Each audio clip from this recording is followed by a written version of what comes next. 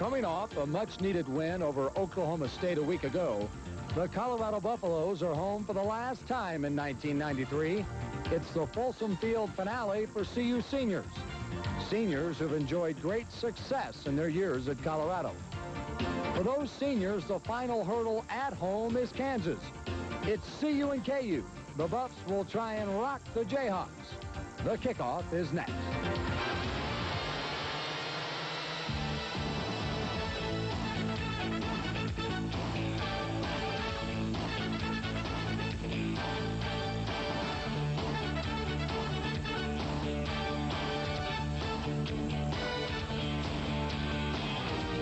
News 4 Sports presents CU Buffaloes football. Live from Folsom Field in Boulder, it's the University of Kansas Jayhawks versus the University of Colorado Buffaloes. Hi, everybody. Welcome to Boulder. It's the final home game for the CU Buffaloes. I'm Les Shapiro, along with Dave Logan. And Dave, after last week's stroll past Oklahoma State, it looks like the Buffs are right back on track. Well, they certainly got back on track in Stillwater. I think when you take into consideration coming off that tough loss here in Boulder the previous week against Nebraska, I don't think Bill McCartney exactly knew what to expect from his team. They go down to Stillwater. They get an excellent performance offensively. Cordell Stewart is sharp, and they found a guy that they've been unable to find this year. Michael Westbrook with a huge afternoon, 6 catches, 132 yards, both the high marks of his season. And it's nice to see him get involved with guys like Charles Johnson and Cordell Stewart. Charles Johnson had a wonderful game. 2 phenomenal touchdown catches last week. Also a good play stripping a ball away from a man who just intercepted a Cordell Stewart pass. Well, again, I think coming into the year, a lot of folks felt like those 2 receivers were the best in tandem in college football. Now, Westbrook has not been able to get the ball as many times as I'm sure he would have liked. He's had a couple of drops, but when they both are on and they're looking for them in the offense, this is a very difficult offense to deal with. This should be a very emotional day for kids like CJ. He is one of 18 seniors playing for the final time in front of the home crowd. And guys like Ronnie Woolfolk, who really have played well the last couple of seasons. Woolfolk has not put up numbers that he would have hoped for when the season began. And yet you take a guy like Woolfolk along with Sam Rogers, other seniors. Anytime you have success over a 4 or 5 year period, you can pretty much point to the senior class as one of the contributing factors. Let's talk about the other team on the field, the Kansas Jayhawks. A dangerous team. You can't let down against them with a dangerous little running back named June Henley. Yeah, a dangerous little running back who's a freshman and not so little, 190 pounds. He's a straight-ahead runner that folks are still wondering how Glenn Mason got out of Columbus, Ohio. He grew up 1 block from Ohio Stadium and yet comes to Lawrence, Kansas instead of playing for the Buckeyes.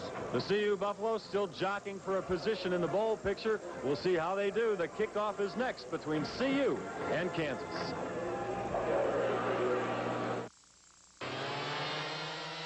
Today's game is brought to you by Zima, by McDonald's, by Total, by Samsonite, by Europtics, and by Metro Brokers.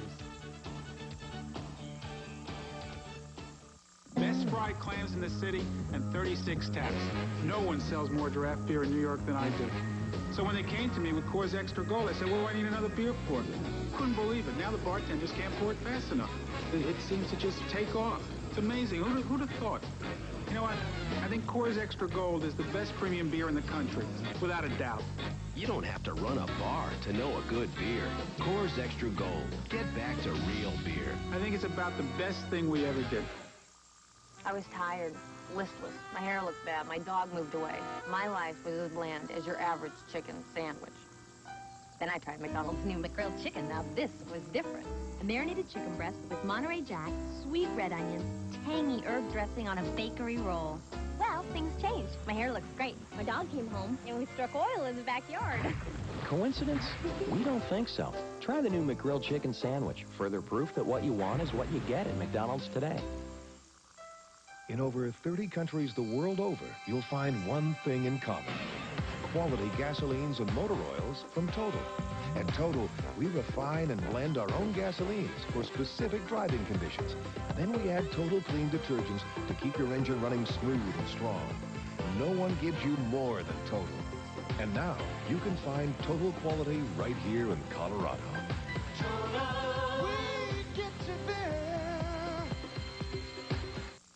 Is getting into your briefcase more of a job than your job?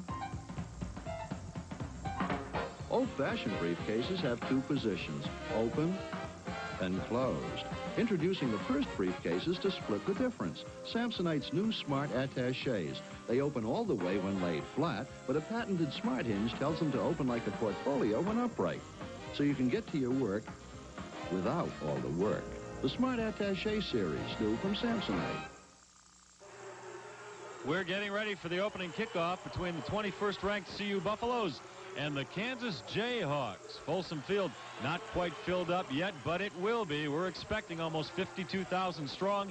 It's the 5th sellout of the year for the Buffs. The weather here, we caught a break today. It is gorgeous in Boulder. The temperature 40 degrees, the humidity 68%. It's a perfect day for college football. However, one caveat. We are told there is a storm front moving in. Hopefully we can get out of here before the snow hits.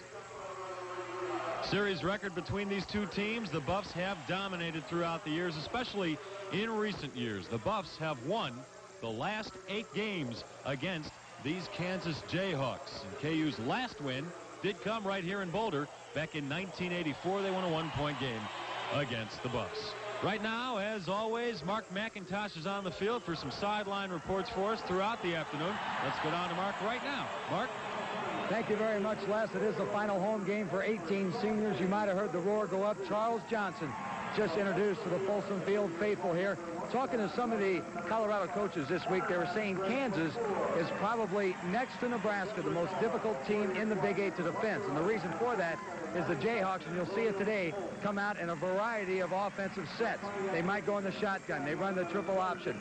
They'll throw the ball out of play action. The quarterback will bootleg. They come at you with 4 or 5 different offensive sets, and it creates a lot of problems for the defensive coaches. They also break out of the huddle very late, so you don't know what personnel the Jayhawks have in the ballgame. You are exactly right about the weather down here. It's absolutely gorgeous.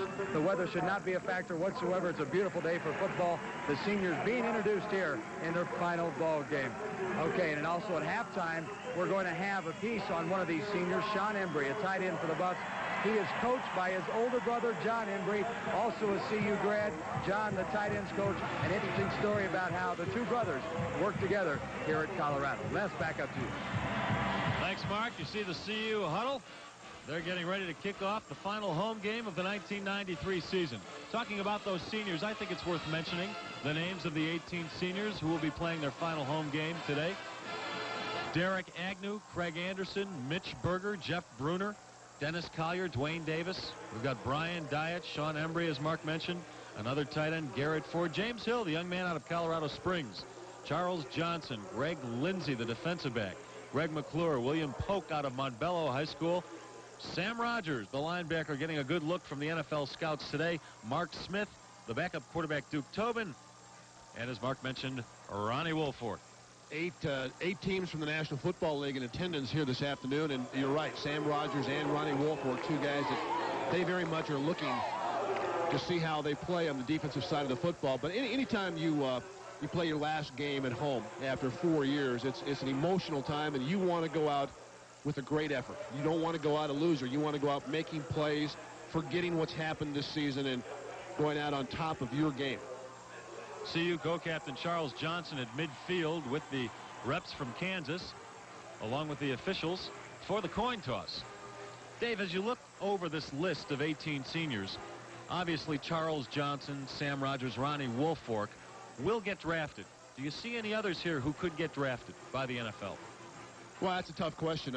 In terms of punters, Mitch Berger will probably get a look by somebody. Where he's drafted or what round he's drafted in remains to be seen, but I think Berger can certainly kick in the National Football League. James Hill, I think, may be a late draft choice, a guy that's very solid, 210 pounds, good size, can catch the football, that has played at a big-time program. So he may be a late draft choice. And there'll probably be a handful of guys, not only from Colorado, but around the country that will be free agents, guys that didn't maybe get the opportunity to play so much in college, maybe played behind an All-American, but they've got the physical attributes that the National Football League looks for, and guys like that. And James Hill, again, a late choice or maybe even a free agent. I think you just described James Hill to a T. He is caught in a numbers game here his senior year behind 2 very good young running backs in Lamont Warren and Rashawn Salam, but just his work ethic and his toughness ought to earn James Hill a look during the NFL draft. Well, KU has won the coin toss and has chosen to receive. CU will defend the north goal.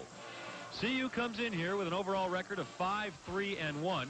In conference play, the Buffs hold the second spot in the Big 8 with a 3-1-1 record.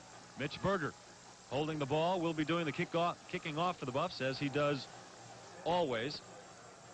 The University of Kansas comes in here with a 4-6 record. That includes a loss in their opener in the Pigskin Classic to #1 ranked Florida State. And in the Big 8, Kansas is 2-3. So Berger will kick off, and back to receive for Kansas will be Ashundai Smith and June Henley. Henley, the running back. Ashundai Smith, one of the top receivers for this KU team. Here we go. That ball put well out of the end zone, and Kansas will start with the ball at its own 20. Let's take a look at the Jayhawks offense now, led by the junior out of Fort Lauderdale, the quarterback, Ashiki Preston. Your backs and receivers for the Jayhawks: Henley, who leads the Big 8 in rushing yardage. Chris Powell is the fullback. The wideouts are Ballard, Reed, and a very good tight end in Dwayne Chandler.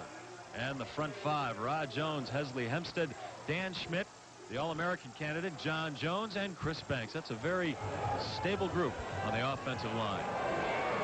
The initial play from the Jayhawks goes to June Henley, and he picks up 4 yards. Matt Russell on the tackle. Let's take a look at that CU defense now. The front three are Clavel, Hicks, and Darius Holland. The linebackers: Sam Rogers, Matt Russell, Ted Johnson, and Woolfolk. Woolfolk and Rogers are seniors. And the defensive secondary has really come together the last 5 games. Dalton Simmons, Collier, Dwayne Davis, and Chris Hudson, who is still a candidate for the Jim Thorpe Award. He is one of 8 defensive backs in the country eligible for that award, and that goes to the best defensive back in the nation. 2nd and 6. Preston looking to throw. His first pass of the day, complete to Ashundai Smith, and he has the first down. Dalton Simmons rode him out.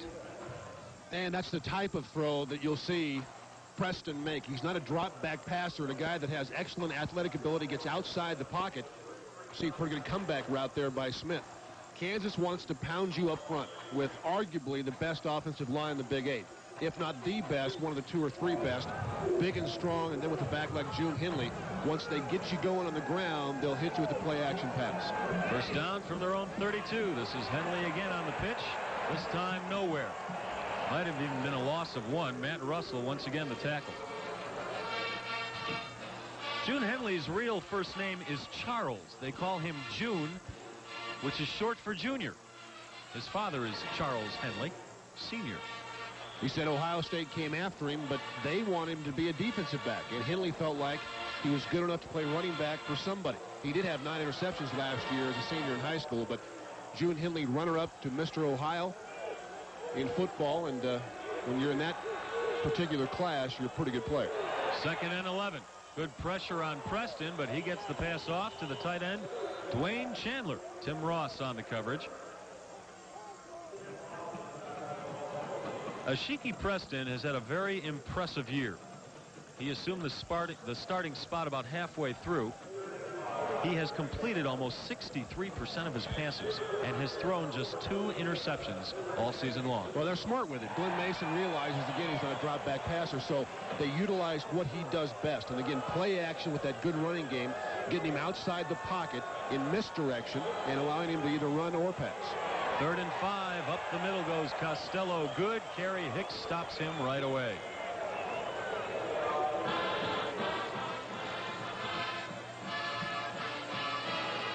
That'll bring up a punting situation for Kansas.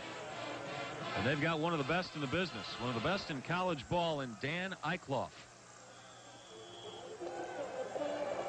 He's averaging 41.5 yards a punt. A very, very strong leg. Charles Johnson back to receive the punt. He and Chris Hudson alternate in that job. Eichloff gets off a high and deep punt. CJ from his own 9, surrounded by 5 white jerseys, picks up about 6 yards on the return. Let's set the CU offense for you. Cordell Stewart, who threw for more than 300 yards last week, will be at the helm. And the rest of the CU offense: Rashaan Salam, the lone running back. Westbrook and C.J., who we've talked so much about at the wideouts. Sean Embry and Fourier are the tight ends. And the front line, led by Tony Bertie, the left tackle. Heath Irwin, Stoltenberg, Craig Anderson playing for the injured Chris Hammond, and Derek West. So after the 6-yard return by C.J., the Buffs have the ball at their own 16. This is Salam. Gets to the outside, picks up about 9 yards before Martin Blakeney runs him out. The Kansas defense, the front three, led by Chris Mamalanga. The linebackers, Davis, Ward, Thiel from Cherry Creek High School, and Steve Harvey. And the secondary, Tony Blevins, McBurrows, Blakeney, and a pretty good one in Clint Bowen. We have an injured player on the field, a Kansas Jayhawk.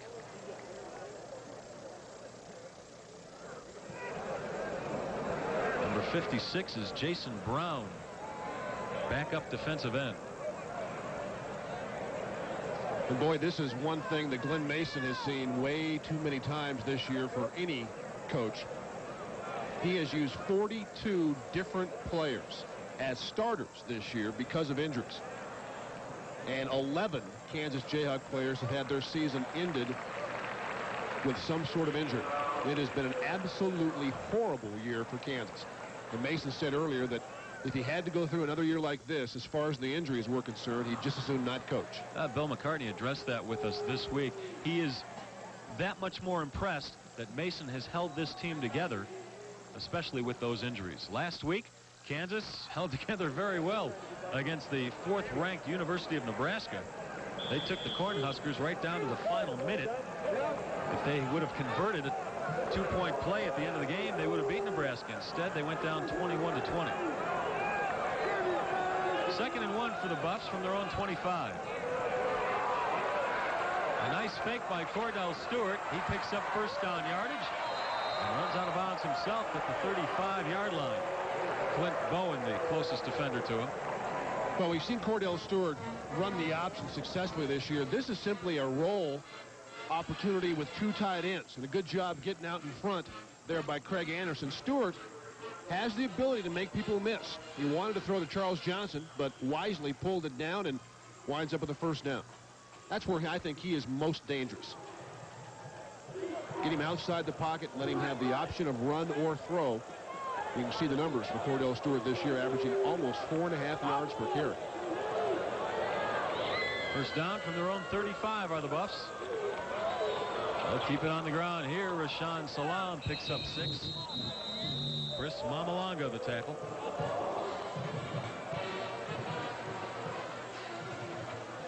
Some seniors in the pom-pom squad also for their final home game, giving themselves a round of applause.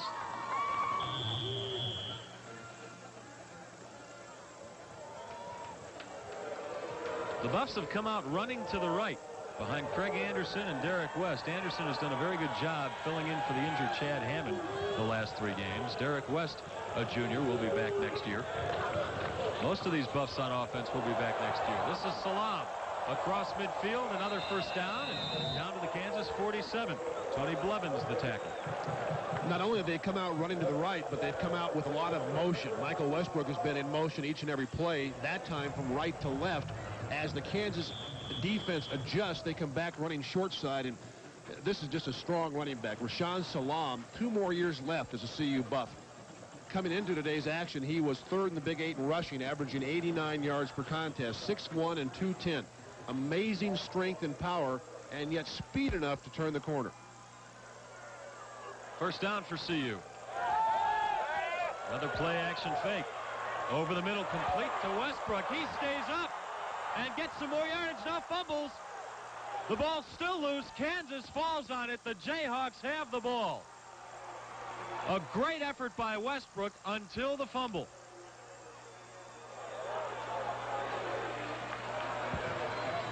Blakeney, you're looking at right there, recovered the fumble by Michael. It was amazing he even stood up. Maybe it was the shot that hurt his concentration and forced the fumble. We'll take a break. Kansas has the ball early in the first. Mr. Pranger's meeting starts in 12 minutes. I know. You have to call Miss BB. We got 3 more calls from Mr. Avalero. Oh, gee. My gosh, we left Miss Stickles holding on line 2. Tell her,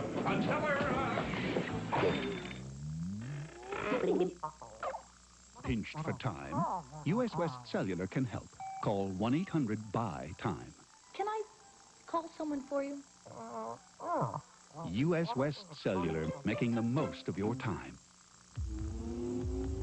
I get to wear a really cool uniform. Oh, yeah. Respect. R-E-S-P-E-C-T! Exclamation point. 15 seconds to go. Wesley Berry knocks Chambers' helmet off. I can prove that blondes do have more fun. My mom can see me on TV every week. I get to kick butt. American Gladiators. Isn't this fabulous? The girls at the club told me about it. I've been dying to see it. You'll grow into the payment. Let's call a Metro broker. And off the master bedroom is, of course, the master bathroom. Isn't that beautiful? Or it will be once you rip out that awful tile. On with the tour. Honey, let's call a Metro broker. Metro brokers understand that real estate isn't just property. It's people. Well, 2 things here. The strength of Westbrook to take that shot by McBurrows, and then an excellent play by Terrence Sullivan, the linebacker right there, stripping the ball. Westbrook never saw him. The ball on the ground, but Blevins makes the recovery, or Blakeney, excuse me, in Kansas with the first turnover of the game. And Preston comes out throwing the tight end, Dwayne Chandler. First down yardage up to his own 29. Chandler, one of the better tight ends in the nation. And believe it or not, from the tight end position, he's probably Kansas' best deep threat. Last year against CU, he caught a 66-yard touchdown pass.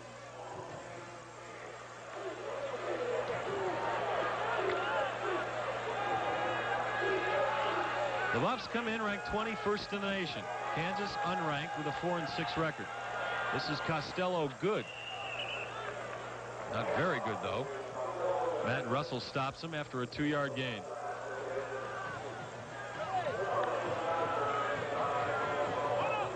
Well, there's a game of monumental proportions being played in South Bend, Indiana today. Top-ranked Florida State and the Fighting Irish are tied 7-7 late in the first quarter, and we'll keep you updated on that score throughout this ball game. Right now with 9:44 left here in the first quarter, 0-0. Kansas with the ball and moving. Going deep. Intended for a Shundai Smith. Incomplete. A couple of times a game, you have to take a shot like that because of the defense, the way Colorado plays in the secondary. They come up and challenge your receivers, and you can't allow that to happen without taking a shot deep. Preston is not an extremely accurate thrower with the deep ball, but you're going to have to take a shot or 2. We should also keep in mind Ashiki Preston is a threat to run the ball as well as throw it. He's run for 259 yards this year and 4 touchdowns. On the day passing, 3 for 4. Going deep again. This time way overthrown, the intended receiver, Rodney Harris. What do you make of that, David? Same thing as I just said. They walk up and pressure receivers. And by pressing the receivers, I mean come up, play bump and run on all 3 wide receivers with deep help in the middle of the field. You got to take a shot outside. You have to back those defensive backs off. Even if you don't complete that pass, you at least send the message to the other sideline that, hey, we're going to throw the ball deep. Eichloff in to kick. His second punt of the afternoon. His first went 51 yards. And once again, Charles Johnson back to receive the punt. Boy, another beauty. Backs up CJ to the 16. This time he breaks through and gets it up to the 23. A penalty flag goes down. Mark Sanders made the tackle on the punt return. A punt of 53 yards this time and a return of 10 by CJ. Well, I'll bet Eichloff would like to kick in this altitude every day of his life, huh? Well, the call goes against the Buffs, so that'll push him back another 10 yards. Well, he not only kicks the ball a long way, he kicks it very, very high. The hang time there, almost 5 seconds. We're at about Holding the level on the that the return. stadium stops Half the going distance, up. first down. At the top of the second level, and that ball is about even with our eyesight when it comes off Eichlof's foot. About how high up would you say we are?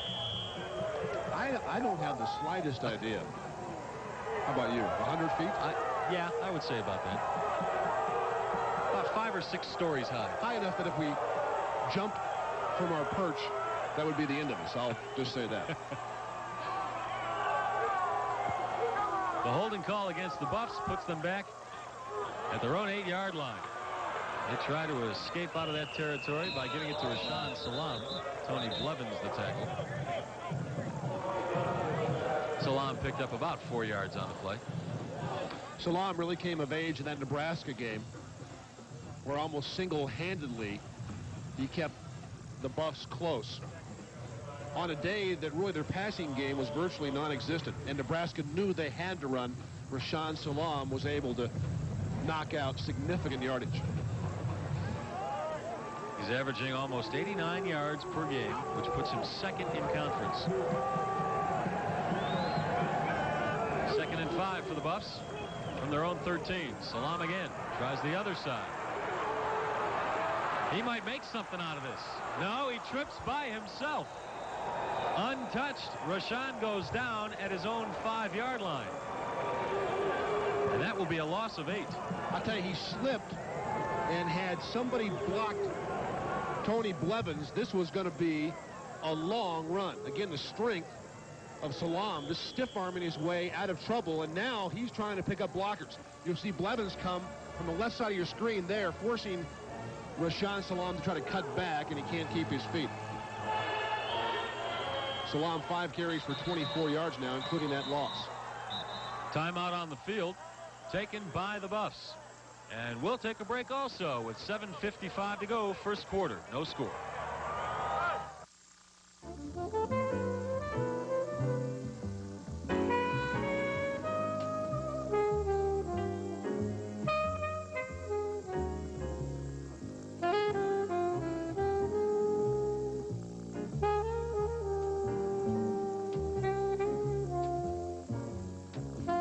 Shop anywhere you want, but before you buy, take a look at your optics. Cherry Creek, Greenwood Village, and the Tabor Center. He would not believe it. We were doing this taste challenge, Coors Extra Gold versus Bud, and this Bud drinker, Charlie, took the challenge. Nothing beats my Bud. He did it once, picked Coors Extra Gold. Twice, he picked it again. Then, he did it a 3rd time. He was so shocked. I'll pay you $100 if I get caught drinking another Bud. You don't have to pay $100. Just pick up a 6-pack of Extra Gold and get back to real beer. Darlene, the bartender, wrote up the contract. That night, someone bought him a Bud. He just pushed it away. Everybody wants to get into a membership warehouse to get great savings on groceries, electronics, auto, and business supplies. But getting inside without qualifying or paying for a membership was impossible. Until now. Now there's the free Pace individual membership card. Get in and save. 0-0, Kansas and Colorado. We're still in the first quarter. Buffs with the ball, backed up against their own goal line. 3rd and 13. That pass broken up, intended for Westbrook, incomplete. So the Buffs will have to punt from their own end zone.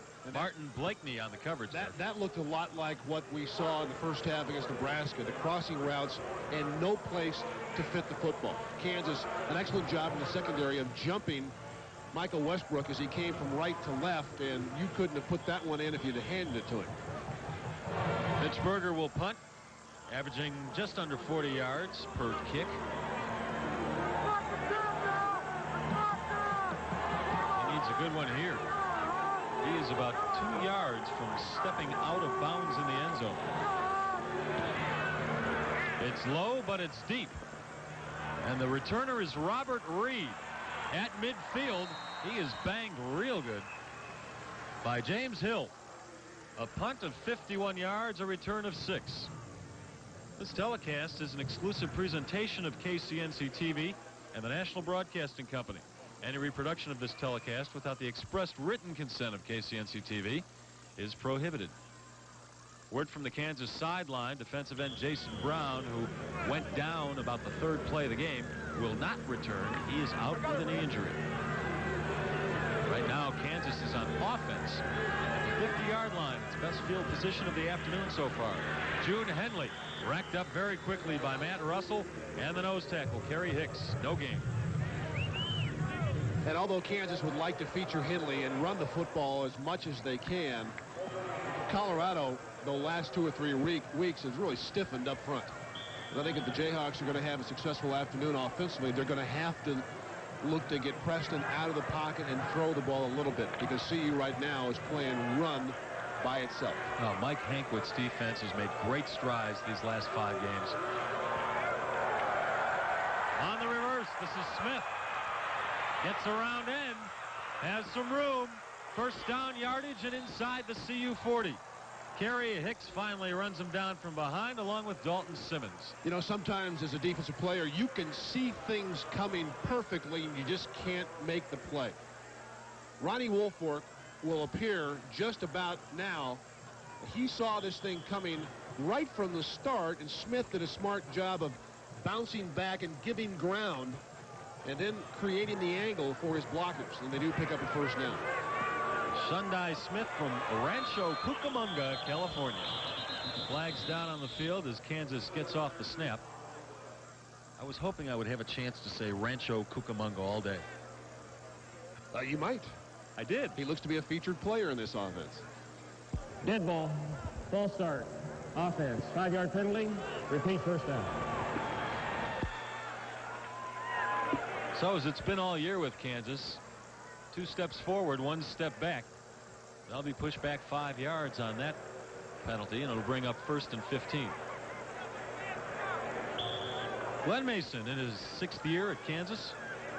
A record of 26, 39, and 1. That's pretty deceiving. The first year he was there, Kansas, one of the worst programs in the country. He went 1-10. Since then, he's built this program into a real competitive one. Up the middle goes Henley, and he is inside the 35. Dwayne Davis the stop. And I think as you see June Henley start to mature in the next couple of years, you'll see him make more of an attempt to put some moves on folks. Right now, he's a straight-ahead runner, and a lot of young guys are. They see a crease, they lower their head, square their shoulders, and try to pound at you. June Henley is going to be an excellent back. 3 more years at the University of Kansas. 2nd and 8 from the CU 35. Preston didn't see anybody open. Did the prudent thing, went down at about the line of scrimmage. Give Kerry Hicks credit for the tackle, along with Sam Rogers.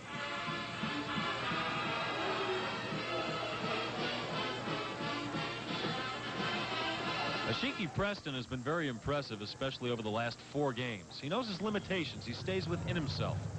They don't try to do too much with him. Over the last 4 games, he has completed 50 of 77 passes and thrown just 1 interception. It's not bad. 13 of 18 last week against Nebraska. They have had their problems on 3rd down, however, this entire season. Preston trips over his own feet, I believe, going back to pass on 3rd and 11. Boy, it looked like Colorado jumped off sides, but I don't see a flag. No, nowhere. Just good anticipation. And now we can anticipate a Kansas punt, because that's what the Jayhawks will have to do on 4th and long.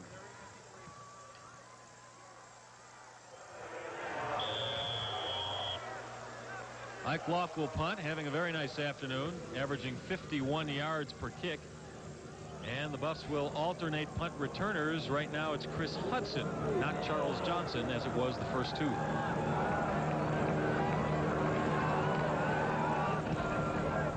Ike Loft, nice touch on that punt.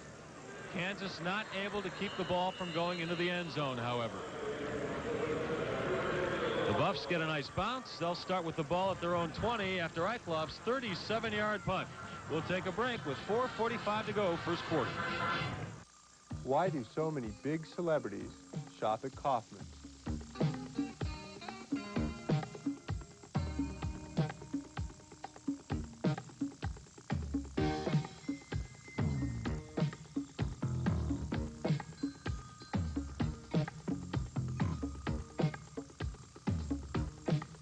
So who's the most important celebrity that's ever shopped at Kaufman's? You are. Look what some car makers have been offering. Air-conditioned glove compartment? What kind of feature is that? How about a feature like, won't leave me stranded on the side of the road? As in a reputation for dependability? Hey, you'll find it in one place. Toyota Tercel. The right amount of car for the right amount of money. And look, best model in its price class and initial quality. I get that from J.D. Power and Associates. They get it from Tercel owners. And that's a feature you won't find on any window sticker. I was tired, listless. My hair looked bad. My dog moved away. My life was as bland as your average chicken sandwich. Then I tried McDonald's new McGrilled chicken. Now this was different. A marinated chicken breast with Monterey Jack, sweet red onions, tangy herb dressing on a bakery roll. Well, things changed. My hair looks great. My dog came home, and we struck oil in the backyard. Coincidence? We don't think so. Try the new McGrilled chicken sandwich. Further proof that what you want is what you get at McDonald's today. Buffs might have got away with one as Brian Dyatt anticipates a snap. Could have been a little bit too soon, but no call. That's the play where the quarterback Preston tripped over his own feet, forced KU to punt. Right now, CU with the ball. Wide open, Christian Fourier, and Stewart just simply throws it over his head.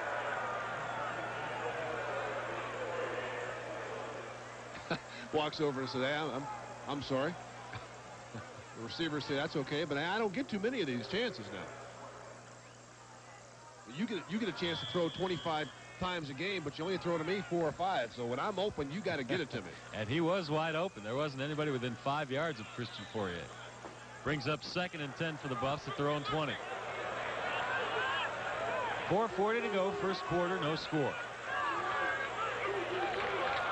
Oh, no way! No way! They try the middle. Salam gets a yard, and penalty flags are down. Chris Mamalonga, the tackle. And Kansas, I think this time will be called for jumping offside.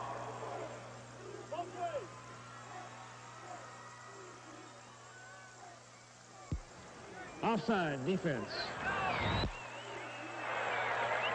That's a little bit more than great anticipation. Chris Mamalonga. And once you get 290 pounds started, you just might as well go ahead and go. Yeah, wear out the brakes trying to stop. Oh, you'll have no pads in the bottom of your feet. Mamalonga, by the way, had 13 tackles last week against Nebraska.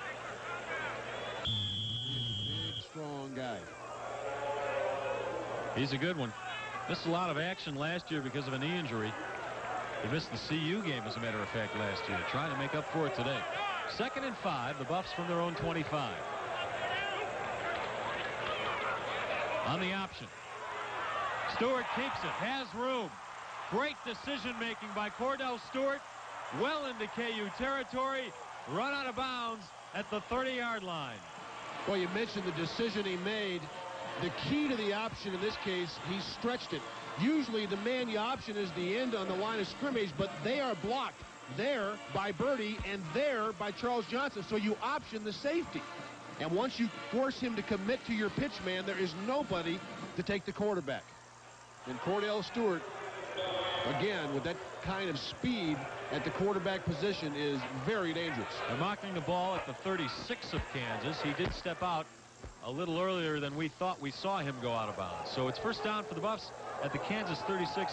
I want to talk to you about the way they run their option right after this play. Rashaan Salam. Call it a loss of 2. Don Davis, the outside linebacker, on the tackle. A lot of people look at the way CU runs that option, how well Cordell Stewart runs it, and they say, why don't the Buffs do it more? Why don't they do it more? Well, they've made, I think, now a commitment to the passing game with 2 tight ends, the lead series with 1 back. I'm like, as you mentioned, a lot of fans. I think they have to incorporate the option a bit more because Stewart is very good at running the option. But you can only be proficient at so many things offensively. You can't be everything to everybody. And that's, I'm sure, the theory that Elliot Uzelak and Bill McCartney subscribe to. The other thing to think about is maybe they're so good at it because they don't show it too much. This time a little mix-up in the backfield between Stewart and Salam. And another loss of yardage, another 1 yard push backwards.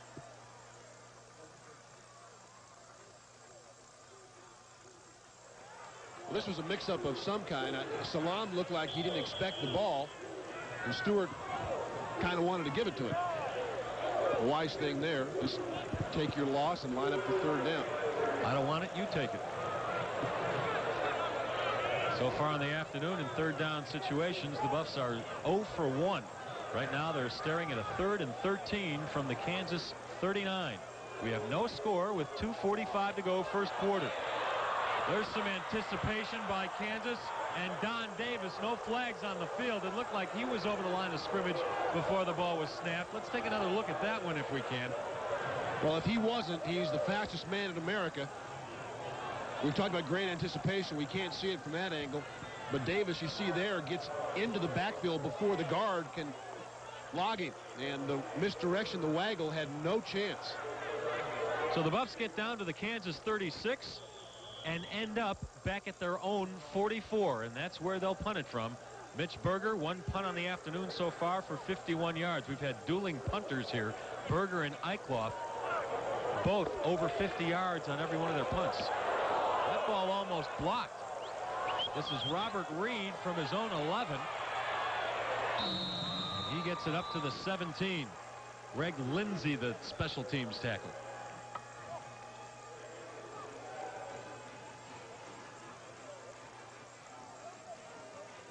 Well, Buffalo Bills coming out Sunday night, and he's doing it right here on News 4. That's right. You can see the Bill McCartney Show tomorrow night at 10:35. It's your best place for in-depth game analysis from the head Buffalo himself. News 4's Mark McIntosh and Coach Mack will look back at today's game, plus introduce you to another CU student athlete. We'll also preview next week's regular season finale at Iowa State. Kansas tries the middle. Across the 20 goes Henley, up to the 21. Brian Dyatt the tackle.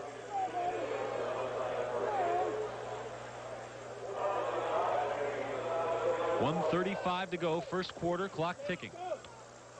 37 carries last week against Nebraska, 148 yards. The 37 carries represents the third highest mark ever by a Kansas back. Tony Sands had 58, and Kerwin Bell a few years back had 38. This guy has a chance to break every rushing mark in Kansas football history. 2nd and 6 for KU. Henley again. He's very close to first down yardage. Ted Johnson, the inside linebacker, made the stop. And this is more of a power sweep than a toss. As you can see, the fullback leads, they kick out, and again, Henley straight ahead. Nothing fancy about this young guy. Get behind your fullback and get all the yardage you can, north and south. Henley initially hit by Matt Russell. Ted Johnson gave him some help there. And now it'll be first down. He did get enough yardage. Under 1 minute to go, first quarter. Henley again. Across the 30. Ted Johnson the tackle once more. You know, Kansas has lost the last 8 to the Buffs, but many of those games have been very close. The last 2 games have been decided by just 7 points. Yeah, last year James Hill with a big game. Couple of touchdowns, and Buffs with an interception by Leonard Renfro. Win in Lawrence. Henley 8 carries now for 26 yards. He's going to be a tired young guy by the time this game's over. But it's a good tired. Well, it depends. If they win, it's a good tired. If they lose, it's not. Preston looking deep again. A nice play to break that up by Dalton Simmons. Ashunde Smith had a couple steps on him, but Simmons dove and knocked it down. And Ashiki Preston locks on this receiver a little bit too quickly. He slipped inside, did Smith, but the ball, because he holds it so long, he allows the free safety, Dwayne Davis, to get in the lane. He locked right on that receiver right from the start and took a seat, courtesy of Matt Russell. That brings up fourth down for Kansas. Excuse me, third down. Third down for Kansas and 8 yards to go. 10 seconds to go, first quarter. No score. Preston over the middle. And a great play by Tim Ross, the free safety, to break up that play. Tim Ross, a 200-pound sophomore from Simi Valley, California. The pass intended for Pete Vang, the tight end, who was in the game because Dwayne Chandler limped off the field the previous play. If you can get Kansas in passing situations, you really can take advantage of their lack of success. They are not a team that wants to throw the football 25 times a game. They want to throw in play action, not when it's 3rd and long. High cloth will kick. Chris Hudson to return. Hudson averaging almost 13 yards of punt return. Boy, this kid has a leg, doesn't he? Hudson from his own 16. Look out. A flag is thrown. Hudson across midfield. Could go all the way. Finally run out of bounds at about the 4-yard line. There is a flag down back where Hudson received the punt, and another flag across midfield at the 37-yard line. A 54-yard punt, and if it stands up, an 80-yard return for Hudson. We have multiple fouls on the same team. Push in the back. This direction. Hold. Here. This direction. We'll bring it back. Well, you might remember Dave Logan said, uh-oh, when Hudson started to return that punt. And it was a justifiable uh-oh. Well, you could see the wall set up, and Hudson did an excellent job of getting to it. And that 80-yard return will come back. We're going to take a look at that punt return, and Dave will point out the problem, why the penalty flag fell against CU. It's the end of the first quarter with no score. We're going to take a break right now, come back and show it to you again. Ford F-Series means Ford tough. Ford safety. Ford value. Ford has just announced the lowest lease rate ever on Ford F-Series trucks. Only $169 a month for 24 months. That's right, $169 a month for 24 months, only during Truck Month. Ford Truck Month, only at your Ford dealer. Hey, I like to save money as much as the next guy. But what are the odds that there's going to be a sale on the parts you need when your car breaks down? Hey, it's not going to happen. That's why I go to AutoZone. I mean, sure, you could wait around for a couple weeks and maybe beat their price by a few pennies someplace else. But I don't want to wait for a sale when I need a part.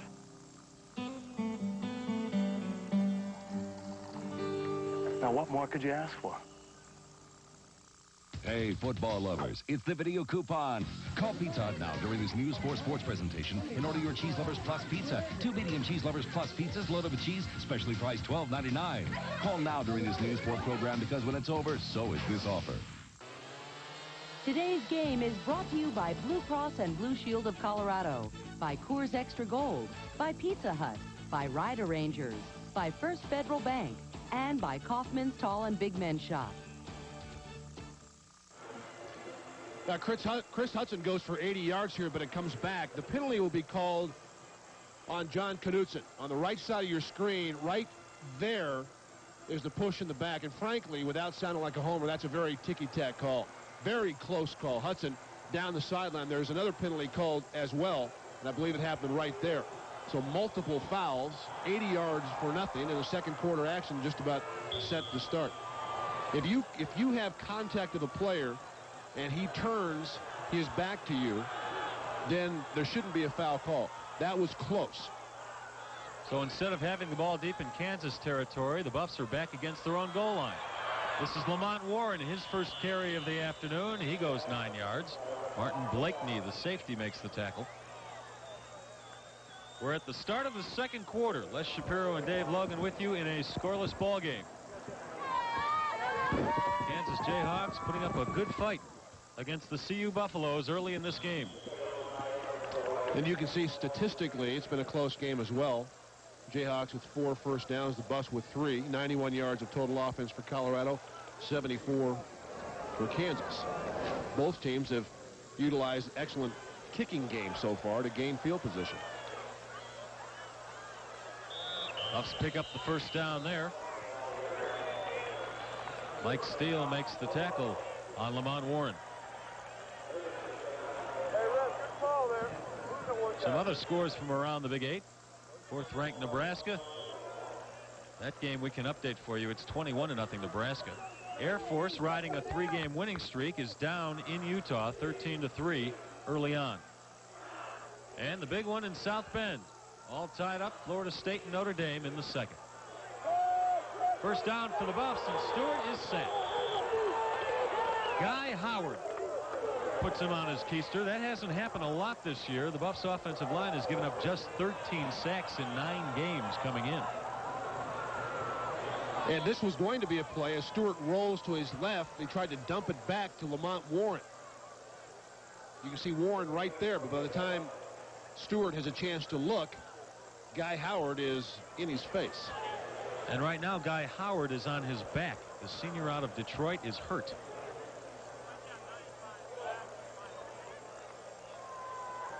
And he looks to be a little angry with the fact that he's hurt.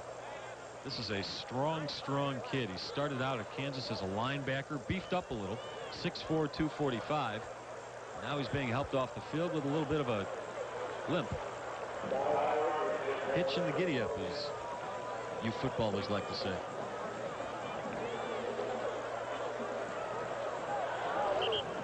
Bill McCartney, the winningest coach in CU history. He earned that title this year, passing Fred Folsom. Bill looking for his 80th career win as a head coach today. He is 79-54 with 5 ties. And in 11 years coaching at CU, he's only lost once to Kansas. Lamont Warren up the middle on 2nd and 20. He gets it back to the original line of scrimmage. So it'll bring up 3rd and 10. Jayhawks there.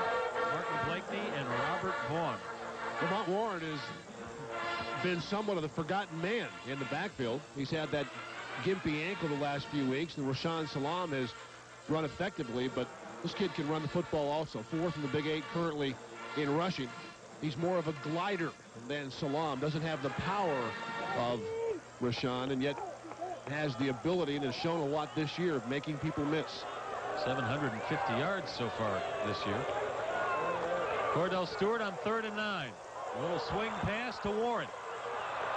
A nice move, but still well short of the first down, and CU will have to punt. Ronnie Ward didn't go for it completely and made the tackle. See, that's a play that I think Cordell Stewart makes the right read. He dumps the football to a back. They pick up 6 or 7 yards, but in a 3rd and 10 situation, it looks like a bad play. I think Stewart made the correct read. Downfield receivers cover, take the guy in the flat, make him or allow him to make folks miss, but it's tough to pick up 10 yards in that situation. And give some credit to Kansas. There were 3 or 4 guys there just waiting for Lamont Warren, so they had to play red very well. Mitch Berger to kick, Robert Reed to return. Berger low and deep. Reed goes hightailing it back to his 16 with a chance for a return. Oh, and a nice play by Ted Johnson. He just reached out and touched Reed and kept him from a bigger game. A 58-yard punt, an 11-yard return by Reed. Let's go down to the sidelines and Mark McIntosh. Mark? Thank you, Les. You guys have talked a lot about the Florida State-Notre Dame matchup in South Bend, Indiana. I've seen a lot of these today. People bringing portable television sets to the ball game, and I can update that ball game. Notre Dame just scored a touchdown to go ahead 14-7 in the battle for number 1. Back up to you guys. Mark, just give us a yell when there's a score in that game. We'll come right back down to you. Preston on first down. It's complete. Ted Johnson makes the tackle. It was the tight end, Pete Vang, with his first reception today.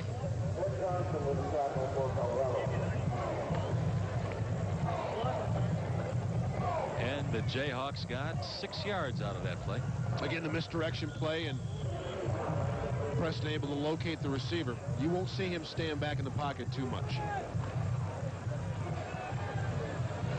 2nd and 5 for Kansas. 11:23 to go. Second quarter. No score. The pitch to Henley. Very quickly stopped by Matt Russell. And the man to hit him initially was Sam Rogers.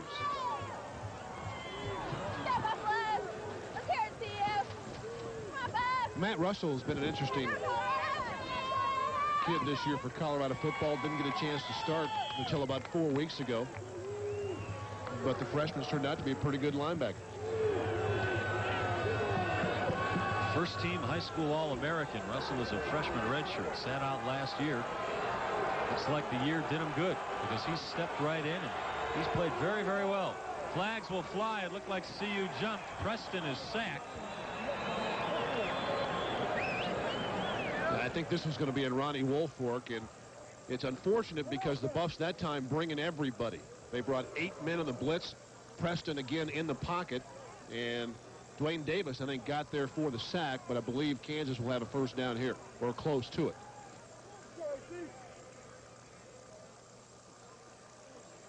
That's exactly what it is. CU is offsides.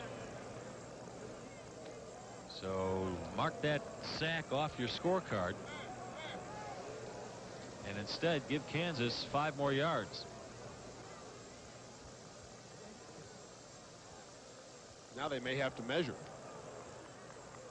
Very close to the first down.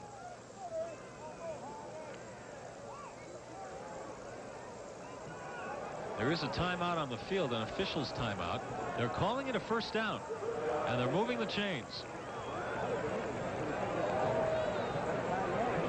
Bill McCartney not very happy about that.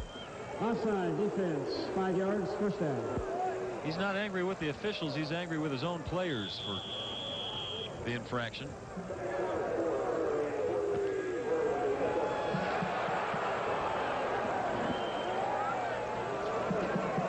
So it's first down for Kansas at its own 37. Preston going deep. Incomplete. The intended receiver was Andre Carter.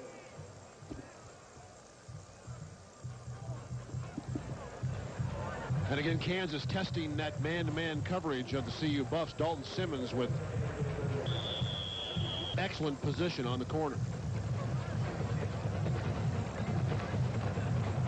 And now 2nd and 10 with this offense. It's about 85% certainty that they're going to run the football somehow. You're right. This is Henley. He's met head-on at the 41-yard line by Ted Johnson and Dwayne Davis. That'll bring up 3rd and long. 2nd and 10, you run the draw. Henley follows the fullback. Good block there. Nice job of closing there. Henley's a strong kid. Ted Johnson hit him high and threw him back, but 190-pound freshman. This kid was playing in high school last year. 9:40 to go, second quarter. Still scoreless. Kansas has a 3rd and 5. The pitch to Henley.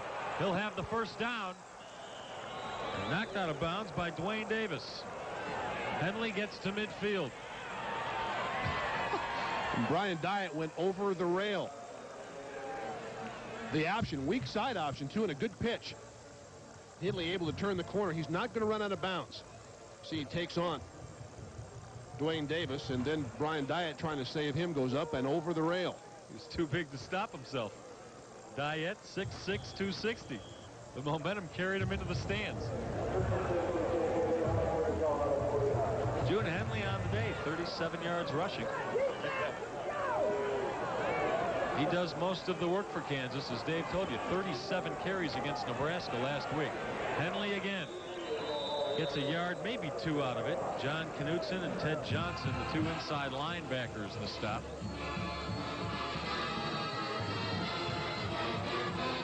CU came into this game a 16-point favorite.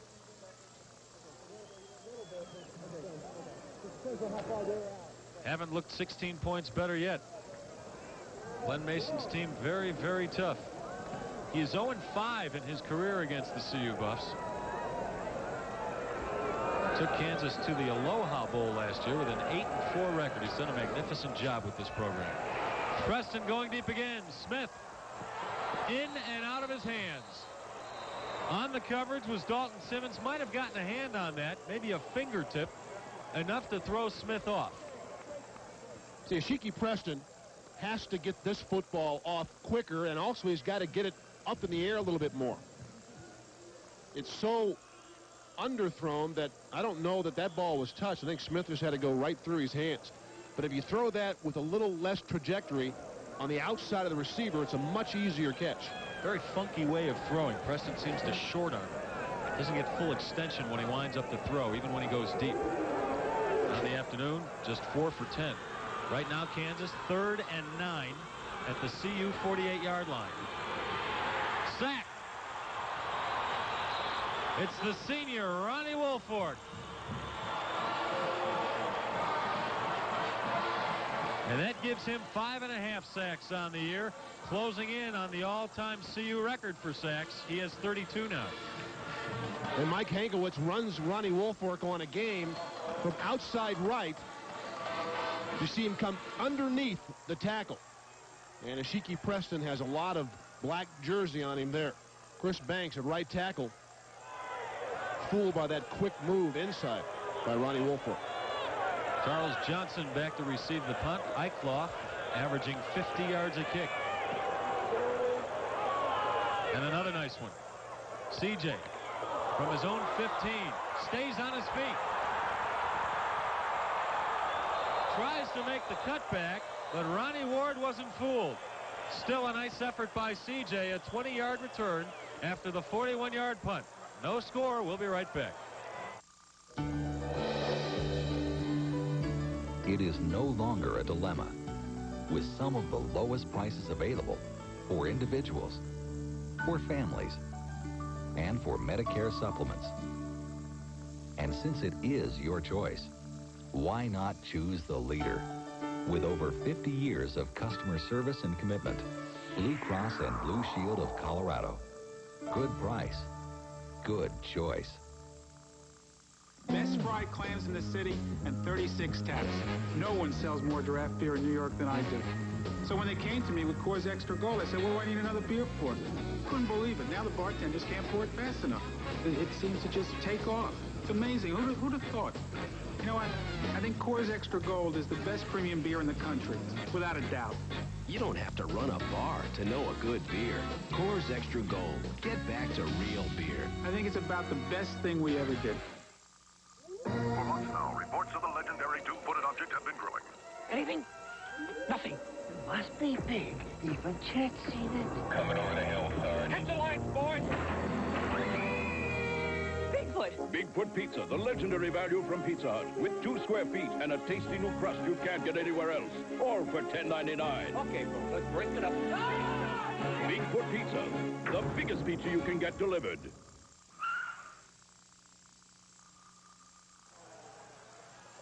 No score in Boulder's Folsom Field. 7:49 to go, second quarter. CU with the ball. Cordell Stewart going deep, wide open, CJ. And at the last moment, Gerald McBurrows comes sprinting in to knock it down. Well, the reason he was able to sprint in and knock it down is he didn't have a receiver on his side of the field that held him in any kind of underneath pattern. And so the play action fake gets everybody to bite, but the weak side corner able to bounce back inside and make the play. That should never happen. You got to have a receiver on this side, the left side of the field, to make him stay at home. Well, I thought that was 6 until I saw a streaking McBurrows come into the play there. 2nd and 10. Lamont Warren tries the... No! He had me fooled. Stewart intended for Lepsis, incomplete. I got fooled on the play action. Fortunately for Kansas, they didn't.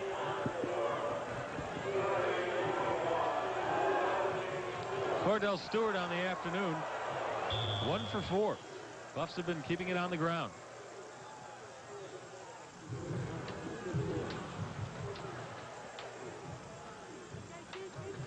.37 to go, second quarter. Kansas giving CU a tussle.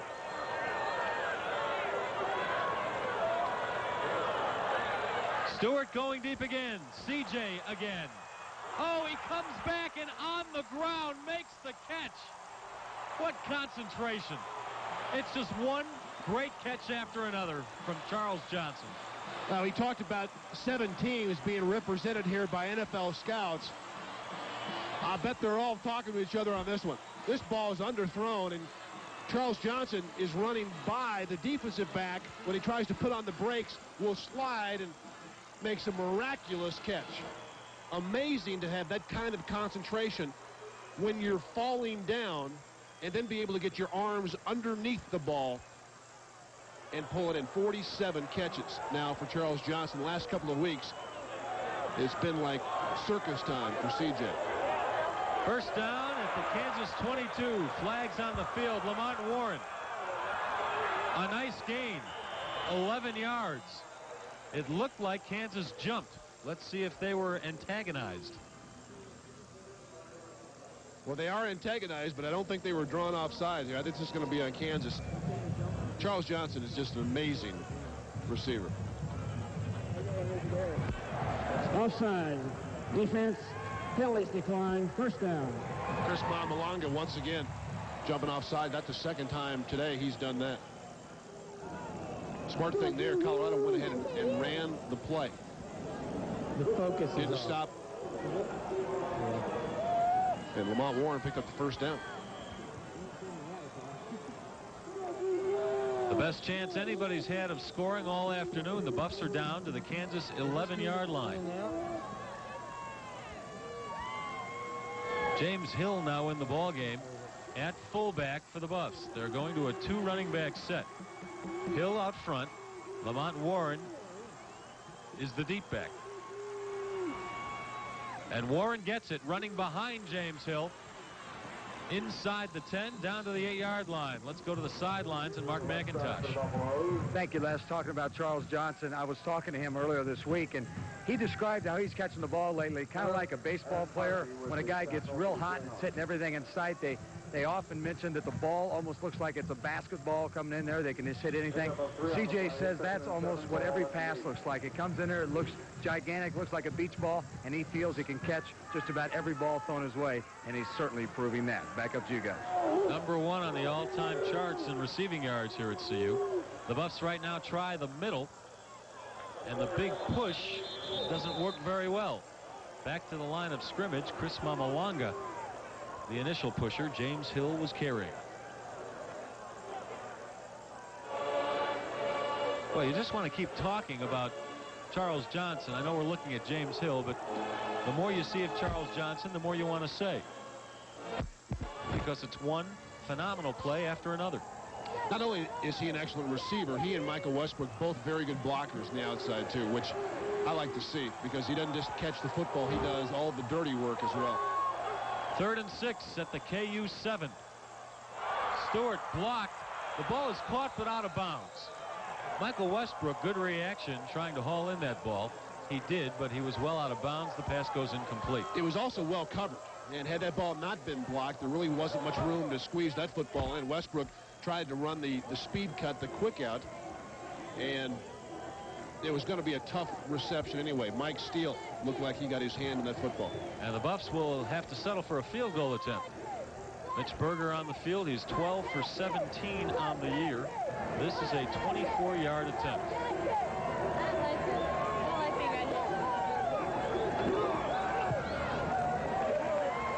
And it's true.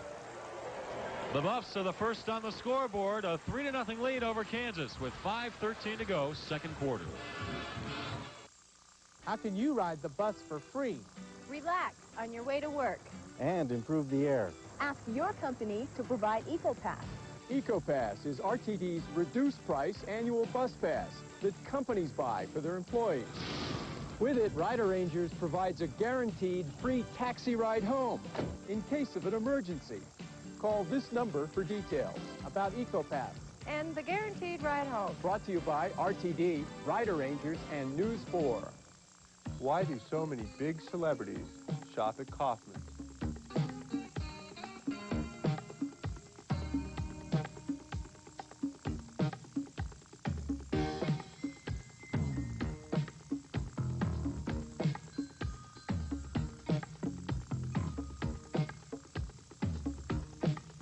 So who's the most important celebrity that's ever shopped at Kaufman's? You are.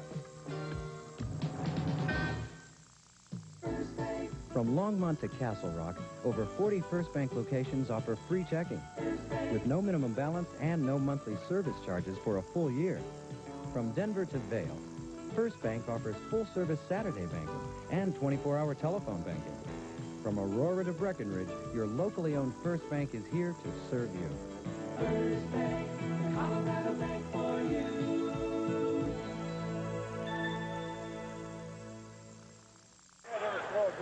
5:13 to go, second quarter. CU is up 3-0 over Kansas, courtesy a Mitch Berger 24-yard field goal. Another sellout crowd at CU. However, you'll notice as we pan to the right, a lot of empty seats in the student section. Those seats are sold. The kids just decided not to show up. They might be watching Notre Dame, Florida State. Mitch Berger to kick off. Out behind the end of the end zone, and Kansas will take the ball at its own 20.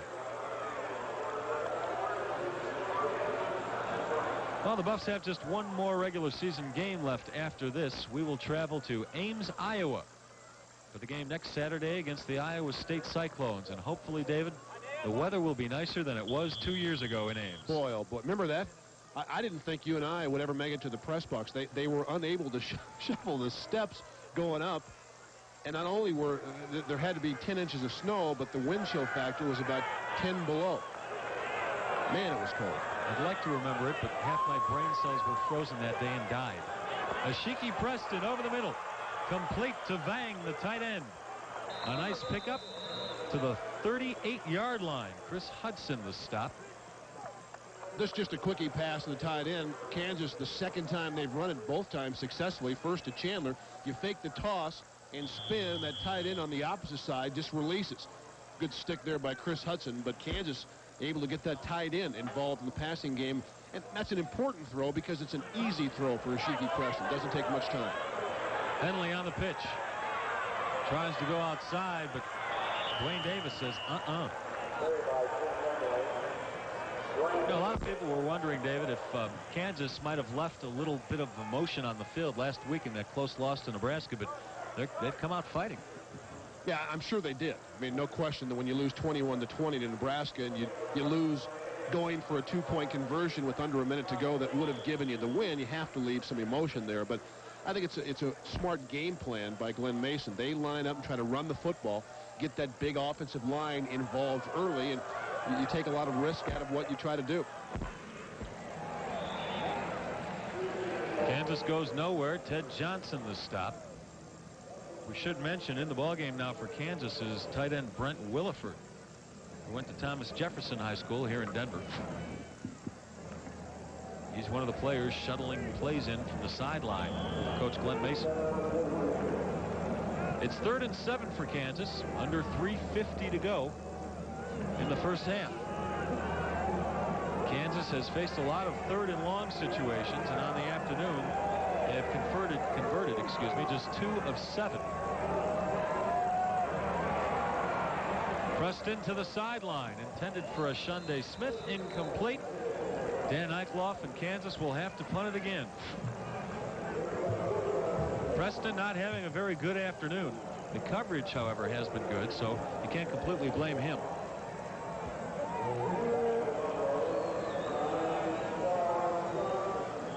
Eichloff averaging 48 yards per punt today. He's been very busy. This is his 6th punt. And Charles Johnson, who's averaging almost 10 yards a return, is back there to receive it.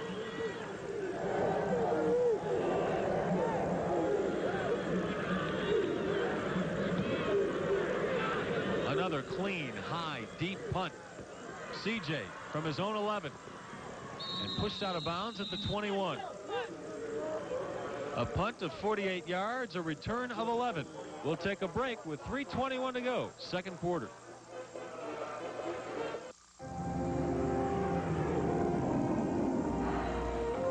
From the instant you begin until you're over the top, there are no words to describe it. But if you're lucky enough to try it, then you'll know what the others know. The Toyota 4x4. It's the closest thing to owning the mountain. Toyota trucks, you just gotta love them. With over 9,900 participating doctors and 83 hospitals throughout Colorado, Blue Cross and Blue Shield has built one of Colorado's largest health provider networks. Because after all, no one knows your health care needs better than you. And no one knows the power of choice better than us. Blue Cross and Blue Shield of Colorado. Good choice. One Friday night after work, one of our Coors drivers ran into these Bud sales guys. And after getting his chops busted for a little while over this claim that Bud drinkers prefer an Extra Gold, he said, guys, here's the time and the place. You tell me. The first salesman picked Extra Gold. The second one, I can't. The third one, right for the Extra Gold. And of course, their supervisor wanted nothing to do with this anyway. You don't have to be a Bud driver to know what's better. Coors Extra Gold. Get back to real beer. We thought really that was the proof of the pudding. Les Shapiro and Dave Logan with you back at Folsom Field. The cheerleaders are running off because they're about to start play once more. 3:21 to go. Second quarter. Buffs lead it and have the ball at their own 21. On the option. Cordell keeps it. First down and a little more. Run out of bounds at the 35-yard line. Malmalanga racing after him. That is a big kid. I tell you, when you run this far to tackle him and you're 290 pounds, you want to tackle him. Cordell Stewart, we've talked about his speed, the strength evident there. He pulls right through a couple of Jayhawk tacklers, but Malmalanga rides him in the ground, and Matt Russell takes a dip on the sideline as well. Malmalanga, 286 pounds from Hawthorne, California. I don't think there's room for anybody else in Hawthorne, California. First down at the 34 for CU. Flags fly. Complete to CJ at midfield. I believe this penalty will go against Kansas, and the Buffs should decline it. And it's going to be on Chris Malmalanga, the trifecta. 3 times in the first half he's jumped offside. And he's going to come out. Yeah, Coach, it was offside me. Defense, penalties decline. First down. Quinn Mason saying, hey, Chris, would you stay onside? You have to watch the ball. Now, Chris, we want you to make the tackle, but you have to wait till the ball is snapped. Number 72, right over the football, too. That's what drives coaches absolutely crazy. You're watching the ball, supposedly, not listening for the quarterback. First down at midfield. Michael Westbrook makes the catch for 5 yards. Can't go anywhere because in college ball, once the knee is down, you are down. It's unlike the NFL, where you have to be touched by a defender first. You can't go anywhere because Cordell Stewart threw that one in the turf. Cordell has made a couple of good throws this afternoon, and yet still doesn't appear to be just rocking back and letting it fly. Michael Westbrook on the year, 29 catches, 2 touchdowns. CU fans hoping he stays for his senior year. There's talk he might go out early. Crossfield to Charles Johnson for first down yardage at the 36 of KU. There is a flag down in the CU backfield. And that was maybe Cordell Stewart's best throw of the afternoon. It's going to come back. Strong pass. Anytime you throw that out cut from the middle of the field, you better have a strong gun.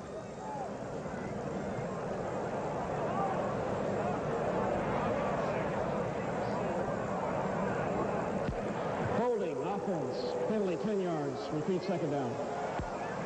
Bill McCartney lamenting after the Nebraska game about the holding calls his club gets. And it seems like the other team doesn't get any calls. And he's not saying great job there. See if we can see it. The hold there evidently called on Craig Anderson. 2nd and 19. We have 2:27 to go, second quarter. Officials timeout. No, Kansas timeout. The Jayhawks call a timeout. The first timeout they've taken this half, which leaves them with 2. The Buffs also have 2. 2:27 to go in the half. The Buffs lead it 3-0 and have the ball.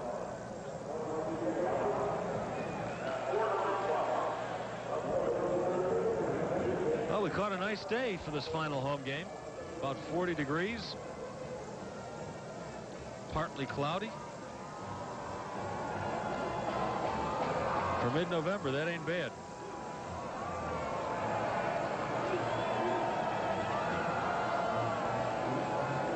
There's a score from South Bend. The Fighting Irish go into this game 7-point underdogs, but they're putting a pasting on the top-ranked team in the nation, the Florida State Seminoles. I like Florida State in that game. I did too.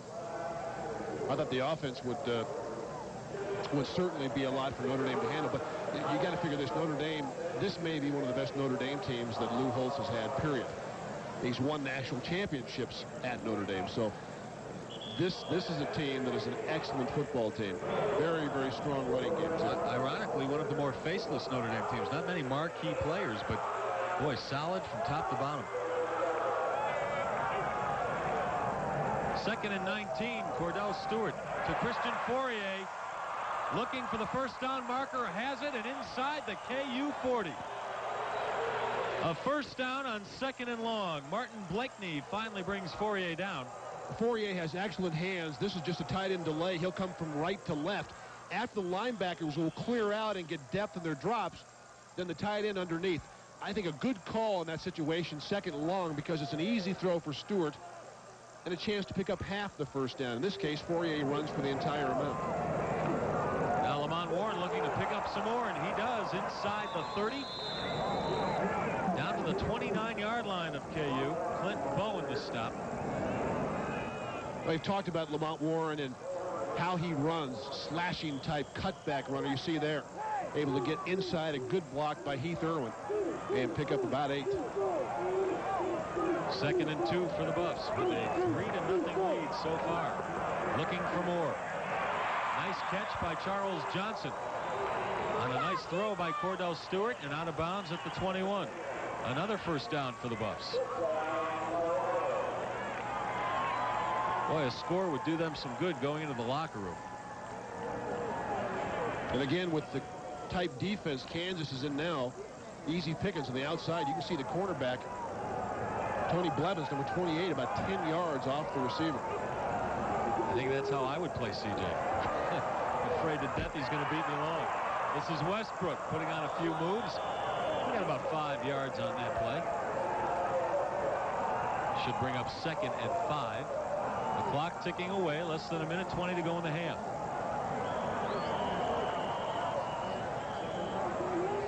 Player down on the field. It's a Kansas Jayhawk. And it looks like it's the defensive end, Kevin Pollen.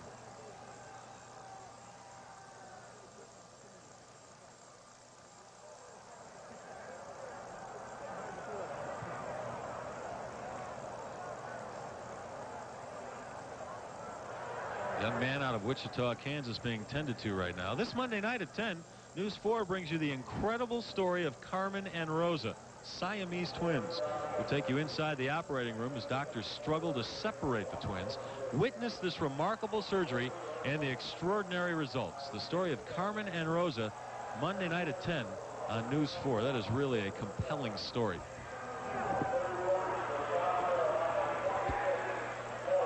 Pollen comes off under his own power. And we'll get it started here again with 1:16 to go in the half.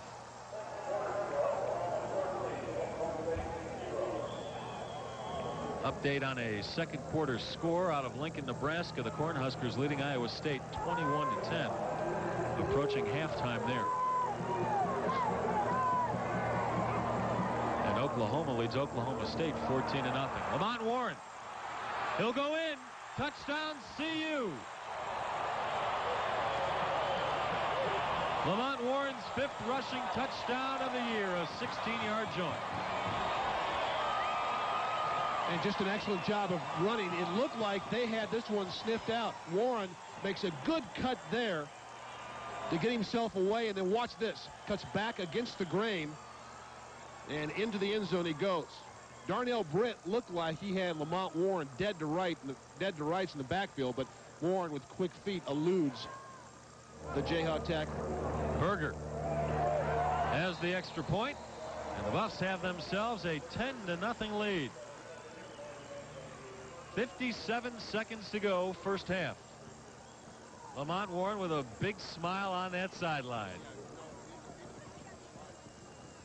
The junior out of Englewood. Lamont Warren with excellent ability to change directions. And again, Darnell Britt, number 94, had a crack at him in the backfield. You see Warren finishing the touchdown run. Watch Darnell Britt, the left side of your screen, number 94. He is in the backfield. The trap block misses. That move there frees Lamont Warren. Britt is on the ground, and then good job downfield by black jerseys, just getting in the way of Kansas players. And Lamont Warren into the end zone for the game's first touchdown. Well, if you can make guys miss like that, that's how they feel when you do. Even the mascot missed, was left lying on the turf. Oh, Darnell Britt's going back to the sideline saying, I had him. I had him for a 2-yard loss. Buffs will kick off. Mitch Berger will do that duty. Ashunde Smith and June Henley back to receive it. Smith is on the right, Henley on the left.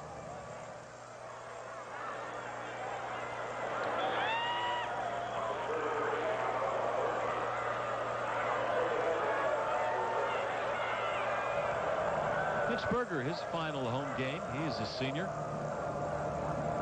out of Delta, British Columbia. Hasn't given Kansas a chance to return a kickoff yet. That last scoring drive by CU went 8 plays, 65 yards. Didn't need much time. Less than 2.5 minutes, culminating in a Lamont Warren 15-yard touchdown run. Hi there. Boy, he looks warm. I know his head isn't cold. Shiki Preston, the quarterback for Kansas. The Jayhawks would love to roll some points up before halftime, staying on the ground. And a gain of 1. Shannon Clavel made the tackle on June Henley. Looks like the Jayhawks will resign themselves to letting the clock run out and go into the locker room down 10-0. Under 30 seconds to go. 2nd and 9 for Kansas. Try the middle again. Henley might have gotten 3 yards out of that before Dwayne Davis hit him.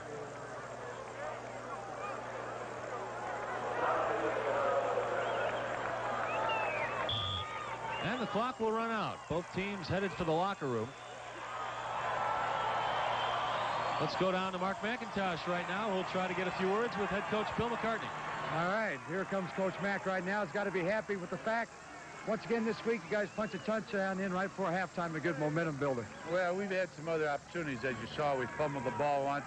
I hope the cameras have picked up the fact they've tackled our tight end twice in 3rd down, and that's hurt us because we settled for a field goal when we would have had more. But I'm still satisfied. I feel like the defense is dominant, and that's good, and we got to get some more now. We received start 2nd half. Yeah, you've done a good job shutting down Henley. Well, his facial expression told you the answer to that one. McCartney goes off with a 10-0 lead at halftime. Mentioned to us that he didn't like exactly the way the Kansas Jayhawks were holding the tight ends on pass patterns, but he'll probably have a discussion with the officials once he comes out for the 2nd half to try to get that corrected. Back up to you guys. Well, Mark, Dave and I will confirm that. They have done a great job shutting down June Henley. They've done a great job shutting down everybody on the Kansas offense, because the score at halftime is CU 10. Back in Boulder, getting ready for the second half kickoff between CU and Kansas. The Buffs have a 10-0 lead. Let's take a look at some highlights from that first half, David. Back Cordell Stewart, the few times we saw him run this option was very, very successful. Here stretching it and actually optioning on a safety. And once the safety commits to the halfback, Cordell Stewart is off to the races. This the longest run for the CU Buffs in the first half. Defensively, they've made some plays too. Ronnie Woolfolk coming inside on a stunt, gets to Ashiki Preston just as he locates a receiver and lets the crowd know about his success. And then, of course, Colorado with their only touchdown. A great move in the backfield. Lamont Warren able to shake a tackler and then bounce back to the weak side against the grain. 16 yards on the touchdown run just before halftime, and the Buffs at that point led it 10-0. We should mention Lamont Warren has moved up to 7th on CU's all-time career rushing list. He now has, for his career, 2,116 yards on the ground, and by the time this season is over, he could be as high as 4th or 5th on that all-time list. Some first half stats for you. Look down to the fourth category, total yards, and you'll see why the Buffs have a 10-0 lead. The difference in total yards is quite big. You also look at the yards rushing, 47 for Kansas. They came into this afternoon's contest averaging 215 yards rushing per game. So CU defensively has been able to take away the one thing that Kansas really has been able to be proficient at this year, and that's running the football. Don't want to overburden you with stats, but there is one other thing we should mention. Cordell Stewart, in the first half, broke his own single-season passing record for yardage. Last year, Cordell threw for 2,109 yards. This year already, he has 2,143. Kansas will kick off to start the second half. Eichloff will do it. And back to receive it for the Buffs. The deep man on the left is number 2, James Kidd. He takes it about 8 yards deep in the end zone and decides not to run it out. So the Buffs will have it at their own 20. Let's take a look at some other scores from around the country. The top team in the Big 8, Nebraska, leading Iowa State at the half, 21-10. Oklahoma at the half, leading Oklahoma State 24-0. And Kansas State, this week ranked 23rd in the country, leads at the half. Wyoming looking for the WAC conference title, tied. Air Force has come back to take a lead over Utah. Notre Dame leads Florida State big at the half. Bit of a surprise there. Notre Dame a 7-point underdog going in. First down for the Buffs. Start of the second half. Les Shapiro and Dave Logan with you at Folsom Field. Rashaan Salaam finds a big hole. Picks up the first down, 11 yards. Steve Harvey, the tackle. And Colorado's been able to run the football today with great ability to cut back to the soft spot of the defense. The initial surge on the left side of the offensive line, but the right side, you see there, does a good job of walling off. And that allows running backs like Salaam and Warren a chance to cut back. Good job by Derek West in that particular play.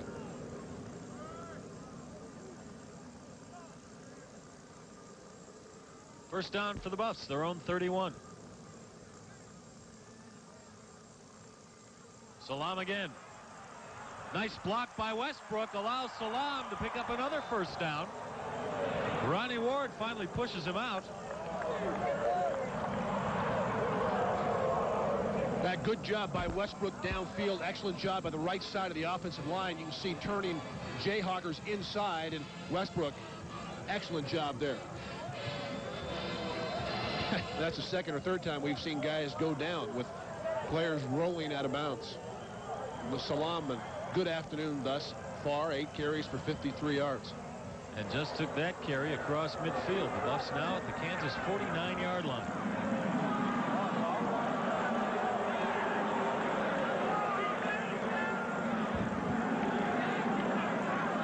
Nice fake by Stewart, but Kansas doesn't go for it too big time. And Cordell gets back to the line of scrimmage. Harold Harris, the tackle. Some more scores from around the country. Georgia losing big at home. And look at this one. That would be a big upset.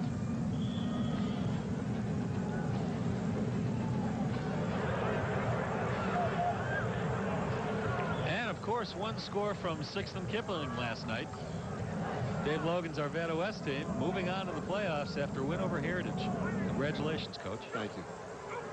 2nd and 10. Salaam left side. Inside the 45-yard line. Gerald McBurrows the tackle.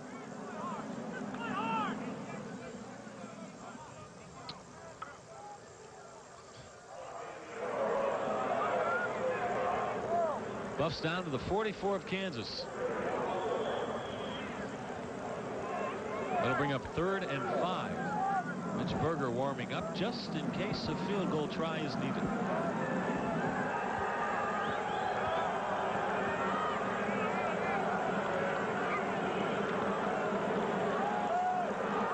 Stewart, nice touch over the middle. Christian Fourier, he dives into a field of 4 Kansas Jayhawks. He paid for it too, Dave.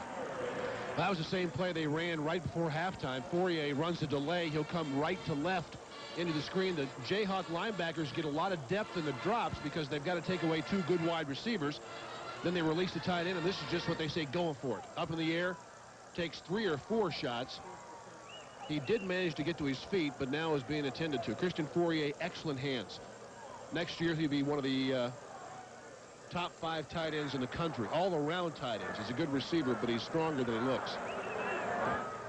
Christian started to walk off the field, and as he got to the far hash mark, he just went down to his knees. See how many shots he takes right here. 1, 2 in the air. There's 3, and 4 on his way down.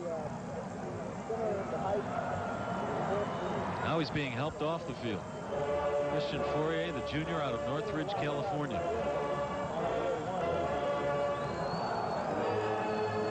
Last year for the Buffs, he won the Derek Singleton Award, given to the player who shows the most spirit, enthusiasm, and dedication. He certainly was dedicated to gaining a few more yards on that play that cost him. First down for the Buffs at the Kansas 27. Salam down to the 20. Martin Blakeney the tackle.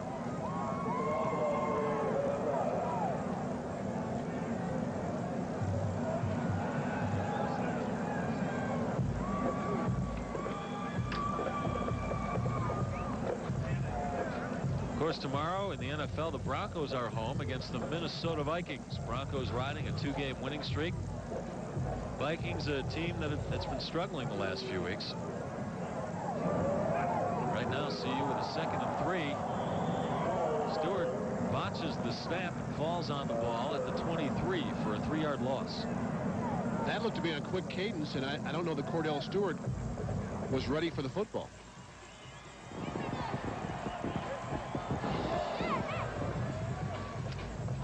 Head coaches have a hard time understanding how you can do that in the 10th game of the season, but it just happens. It happens at every level.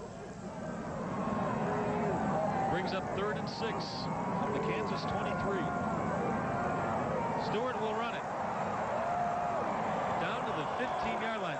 Dave, I think he was looking for Charles Johnson down near the goal line, but CJ was covered pretty well, and Cordell decided to take off with it. Yeah, they had Johnson double-teamed, and Cordell Stewart again, with rare ability for a kid his size, speed and quickness, and can make people miss in a very small place. Cordell Stewart ahead for the first down. CU at the 15. A touchdown right before the half gave the Buffs a 10-0 lead, and that's where it sits right now. 11:16 to go in the 3rd. Salam. Not much room, but he squeezes through inside the 10. Ronnie Ward the tackle. Let's go to the sidelines now, and Mark McIntosh. Thank you. Last update on Christian Fauria. Doesn't appear to be anything serious. It looked like he just got the wind knocked out of him. Should be back in the ball game shortly. Back up to you guys. Good news for CU. If you're looking at Rashawn Salam, he'd like to have Christian Fauria back in the game, because Christian lined up at tight end takes a lot of heat off the rest of this offense. He's a very good one. Another fine weapon in the CU arsenal. 2nd and 2 for the Buffs from the Kansas 7-yard line. Salam into the end zone, touchdown.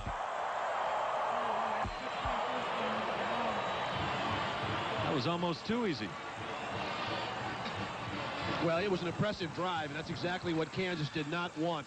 James Hill, the lead block, just covers up a Jayhawk defender who had penetrated in the backfield, and Chris Mamalanga handled up front. Good job by the offensive line all the way down the field on this drive. Mitch Berger on for the extra point. It's good. And the Buffs all of a sudden shoot to a 17-0 lead. We'll take a break with 10:31 to go, 3rd quarter.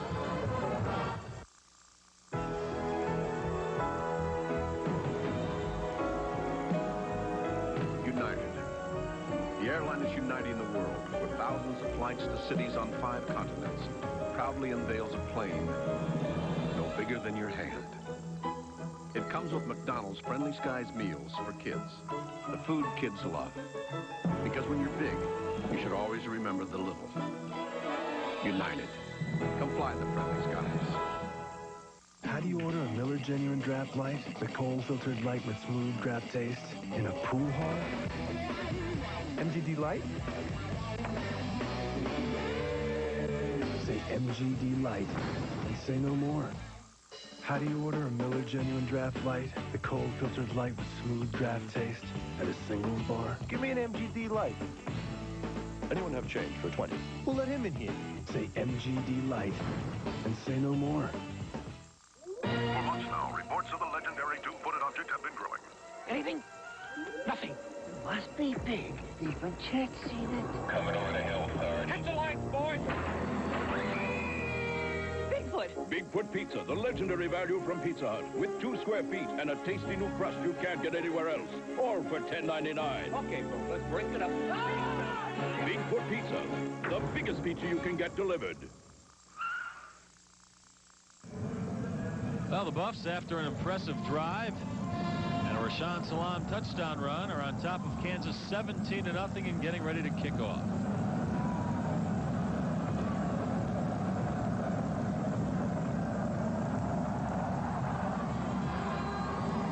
Berger, another line drive. This one clears the end zone.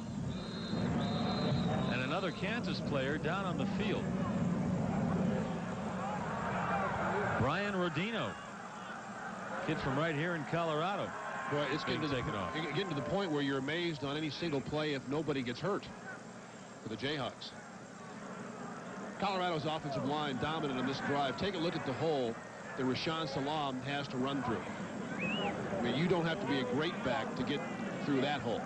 Good crease by the right side of the line. 10 plays, 80 yards, 4.5 minutes. And the majority of that yardage on the ground. Shaky Preston still at quarterback for Kansas. Going deep. Incomplete. The intended receiver was the wideout Greg Ballard. Dalton Simmons on the coverage. Nice coverage. Tell you, but a great throw. Preston's had a couple of these passes right on the money that Jayhawk receivers have not been able to come up with. No question that ball should have been caught. Perfect position on the outside shoulder pad, away from the defensive back. Shaky Preston's got to be standing there saying, hey, fellas, come on. I'm getting rushed back here. Running game has been virtually non-existent. You got to catch a few of these. 5 for 13 for 58 yards. As a wide receiver, do you prefer looking over one shoulder to the other? Well, it depends on like which side of the field you're on, but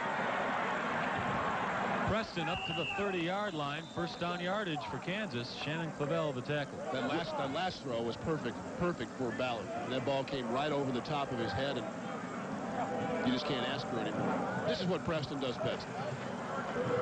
Get outside the pocket, look to throw the ball. If nothing's there, you take off and make something happen. Kansas facing a 3rd and 1 on the afternoon. Not very successful in third down conversions. They're just 1 for 7. Glenn Mason knows it. He's going to keep a close eye on this one. And he just 1 yard for the first down. Costello good. The big fullback gets it. Ted Johnson the stop along with Sam Rogers.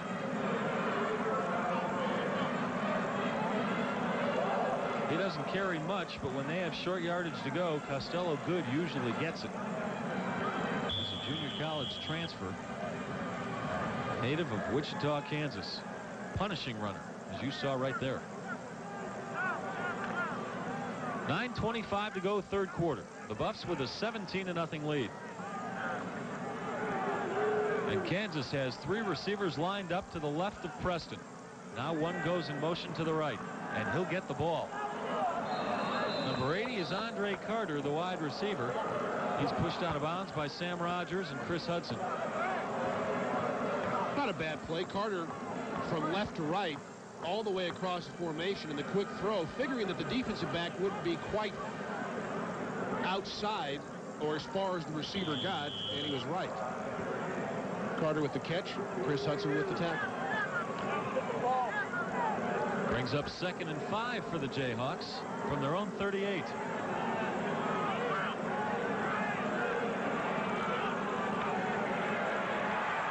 Preston going deep again. Carter has the ball. Wrestled it away from Dennis Collier. A very nice catch by Andre Carter. Well, we've seen guys drop the football. This is a heck of a catch by a receiver who will round an out and an up. You break out here, look back a little bit. That move frees him enough that he can stop and jump and come back. It's a tremendous catch. Collier actually made up ground when the ball was in the air, but Carter comes down with it. Young man is a freshman redshirt out of Tampa, Florida. Good speed and probably will end up being their best deep threat once he gets more playing time. First down for Kansas at the CU 29 over the middle.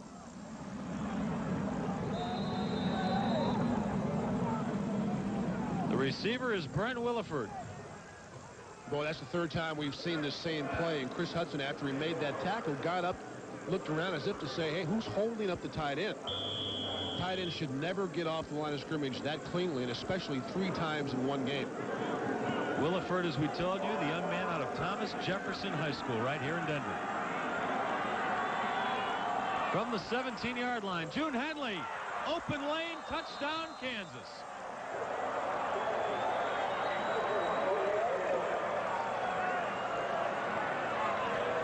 So right when the Buffs looked like they were going to start putting away Kansas, the Jayhawks come climbing back. Yeah, the impressive thing about this run, number one, the Kansas offensive line will create the push up front, and then because they seal the backside, Henley can cut back. Ted Johnson blocked there by Hesley Hempstead. We told you about that offensive line, big and strong and a veteran group. Eichloff kicks the extra point. And the Buffs lead now down to 17-7 with 8:26 to go, third quarter. Most car owners praise the quality of their purchases. But only one car line has been ranked best overall in initial quality by J.D. Power and Associates. Lexus. So the question isn't whether you put your car on a pedestal, but how often. And the Lexus LS is thousands less than the leading European competition at your Colorado Lexus dealer. Do miracles happen? On Monday, News 4 brings you the incredible story of Carmen and Rosa, Siamese twins joined together as one. People say the darndest questions. If you pinch one, does the other one say ouch? Their only chance is a daring medical procedure. We'll take you inside the operating room as doctors struggle to separate the twins. Witness this remarkable surgery and the extraordinary results. Please call a family. From one body, the miracle of 2 babies. Don't miss News 4, Monday at 10. Say, have you ever seen one of these? It's First Federal Bank's new Visa checking card. Use it like a credit card, but it works like a check. Your charges are paid automatically from your First Federal checking account. When you get the new Visa checking card, you can get a new First Federal checking account and your first box of checks free. With all that and the new Visa checking card, why not make First Federal your bank?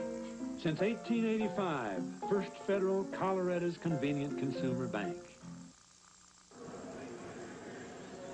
Nice shot of the Dal Ward Center at the north end of the end zone. Buffs leading Kansas 17-7 after the Jayhawks score. And now Eichloff is kicking off. James Kidd will take this one 5 yards deep. Kneel down. Buffs will have the ball at their own 20. Well, Kansas gets their first touchdown of the afternoon with a nice run. Hempstead right there turns back and blocks Ted Johnson and June Henley into the end zone. 80 yards in the drive. 7 plays, a little over 2 minutes, and Jayhawks now have battled themselves right back into this football game. Big play of that drive, a bomb from Ashiki Preston to the freshman Andre Carter. Right now the Buffs will try and get it back. Salam, a lot of room on the left side. A burst of speed gets him up to the 34. I thought for a second he was going to get right by that defensive back. I tell you, a lot of room on the left side because Michael Westbrook will come into your screen and crush the strong safety, Martin Blakely. You can just see the edge of the block, but when Rashaan Salam turned the corner, there wasn't anybody there. Blakely probably walking back to the huddle saying, hey, would you call crack? And the receiver's 210 pounds and ear holding. 95 yards on the afternoon for Salam, and we're still early in the third quarter. First down, Stewart to Westbrook on that wide receiver screen that we like so much, and he gets it across the 45 to about the 46. Keith Rogers made the stop. That was the play they used a couple of years ago in the bowl game against Alabama that Michael Westbrook turned in for a touchdown. He'll come directly down the line of scrimmage and get behind that offensive line, who quickly turns loose the defense and then tries to get upfield. We've seen that play go for big yardage. Another first down for the Buffs, now at their own 45.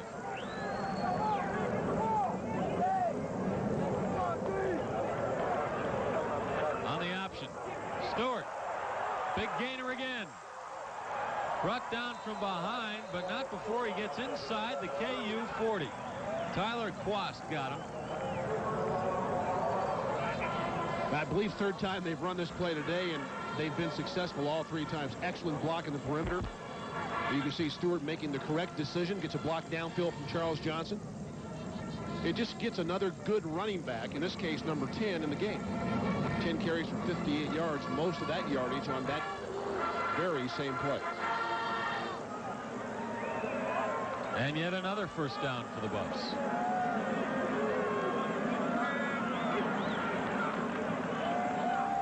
Stewart looking for Michael Westbrook, but he underthrows Michael. Incomplete. And that's a pass that's got to be up and over.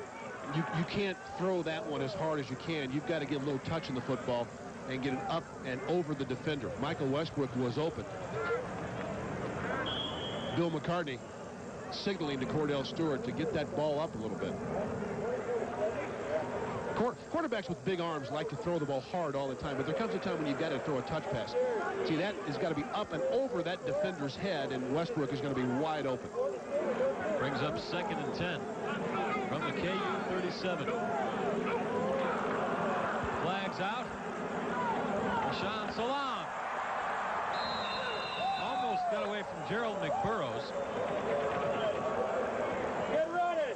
Rashaan gets it inside the Kansas 25. He is difficult to tackle. Again, 210 pounds. Offside defense, penalty flag. Size and speed, and Gerald McBurrows just has to grab him and hold on. We've seen a couple of times where defensive backs for Kansas have made touchdown-saving tackles. The penalty is against Kansas for offsides, but the Buffs smartly declined that penalty and will keep the ball at the 24.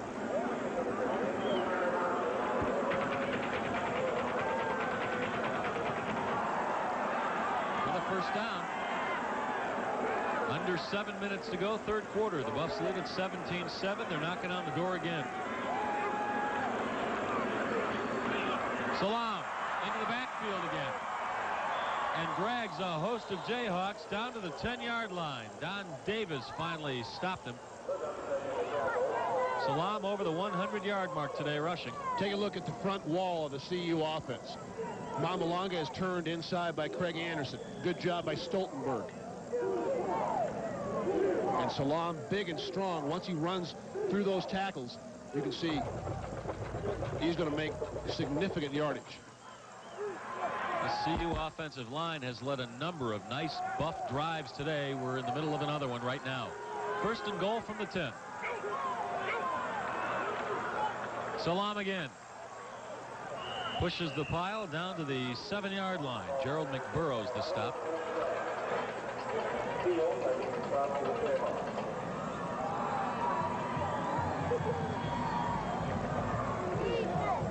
Rashaan gets 3 yards on that carry. 16 carries for 125 yards now for Rashaan Salaam, trying to bounce up into the top 2. Big 8. Came into this game with 621 yards on the year. And the Buffs will now go to their 2-back offense. James Hill, the fullback, Salaam, the other back, and T.J. Cunningham now in the game for the Buffs, lined up at wide receiver. The ball goes to Salaam. And a nice defensive play by Martin Blakeney, the safety. Yeah, Blakeney makes a good read here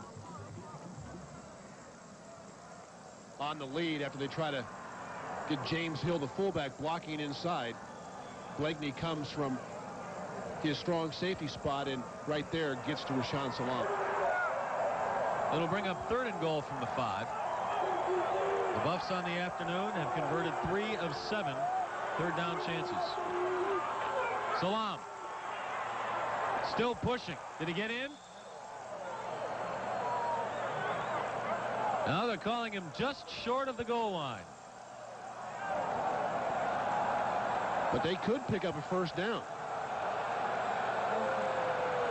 Yeah, the officials conferring right now with a timeout on the field. Salam behind James Hill and Craig Anderson. Gets hit about the 3, but then almost tries to back his way in.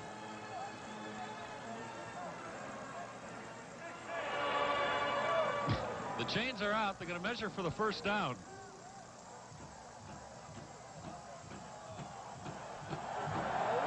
And the Buffs look like they're just about 8.5 inches short. 8.5 inches short? I can see that well. It's 4th and goal from the 1. And the Buffs are going for it. Forget the field goal. They want 6.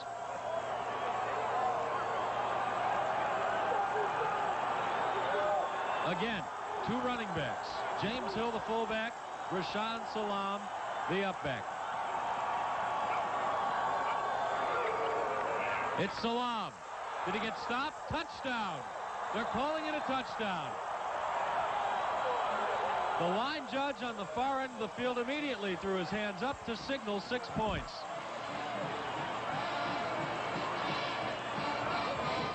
Well, Kansas did a great job there of getting blue hats right to the pinnacle of the jump of Rashaan Salam. You can see Larry Thiel is there and a host of Jayhawks. He made it, but he didn't make it by much. All you have to do is get that ball over that goal line, the plane of the goal line, and they call it good. Mitch Berger, the extra point.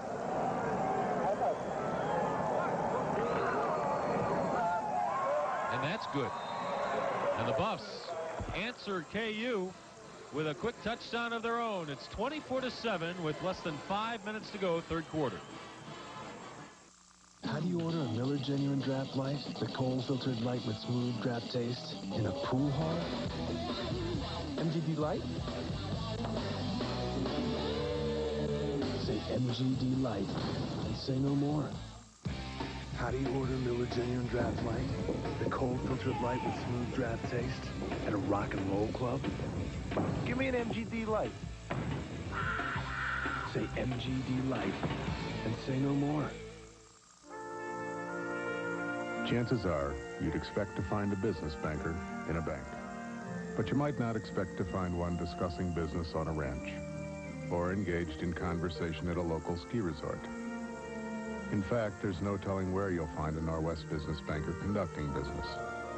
But then they figure, before they can begin to help people in the business community, they have to be part of it.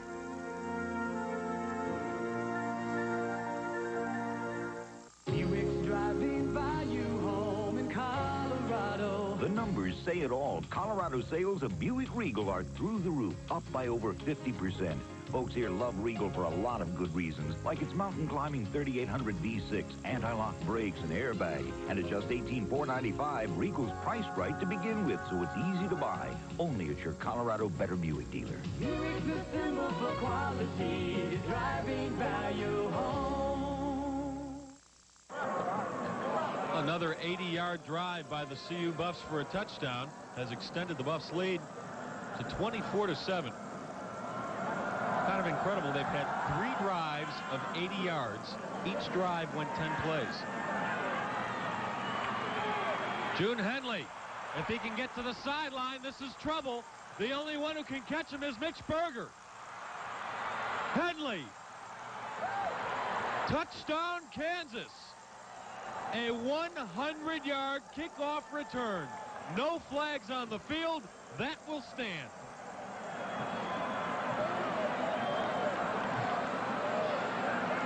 And John Cooper, the Ohio State coach, is kicking himself in the fanny daily. They had a shot at this young man, but wanted him to play defensive back. Henley breaks to the sideline, a huge hole. Berger tries to dive and catch him, nip his heels, but Henley not going to go for that. as we told you earlier, grew up 1 block from Ohio Stadium. Wanted to be a Buckeye his entire lifetime. And Glenn Mason, a former Ohio State assistant coach, goes in and gets him to come to Lawrence, Kansas. Eichloff, the extra point is good. Well, we've got a real shootout right here in Boulder. 24-14. The Buffs still lead it, but nobody on that Buff sideline very happy right now. June Henley is an excellent player, but there was a crease on this kickoff coverage team that a lot of backs might have been able to get through. Take a look at the left side of your screen. Once Henley comes up, right there, look at the crease. Not a good job staying in the lanes by the CU Buff kickoff team, and Henley, not with great speed, but enough speed to turn the corner. Berger makes a futile effort at the tackle. Henley is gone. Yeah, he'll be getting a tape of that and sending that back to Columbus, Ohio. Only one play in that scoring drive. June Henley, 100 yards.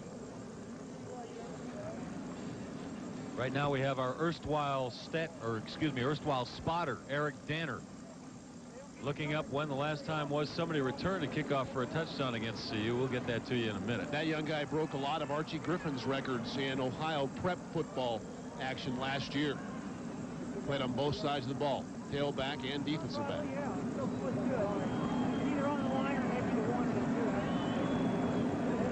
The last time somebody returned a kickoff for a touchdown against CU was 1984.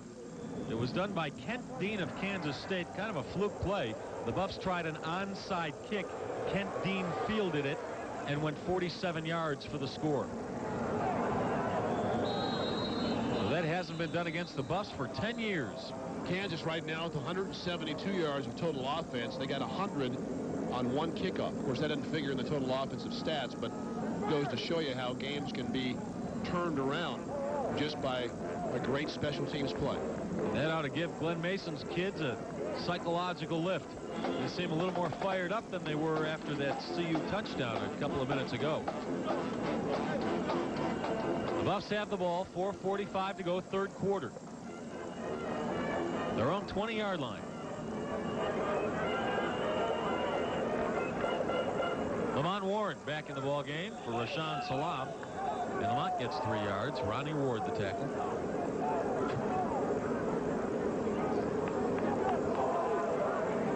Boy, every time you think CU is going to pull away in this one, Kansas comes right back.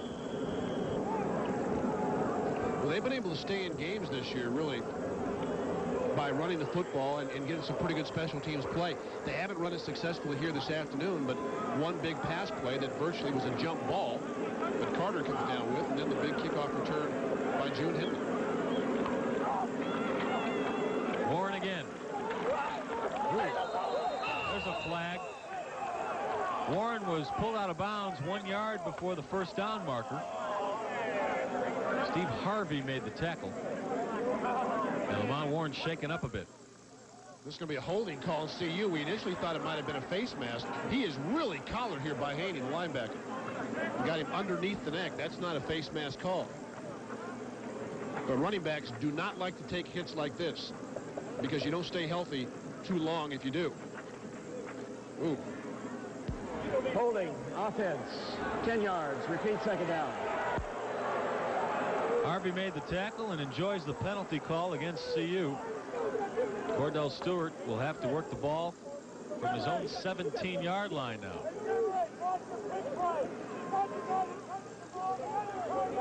Harvey is a big guy. 6'3", 235.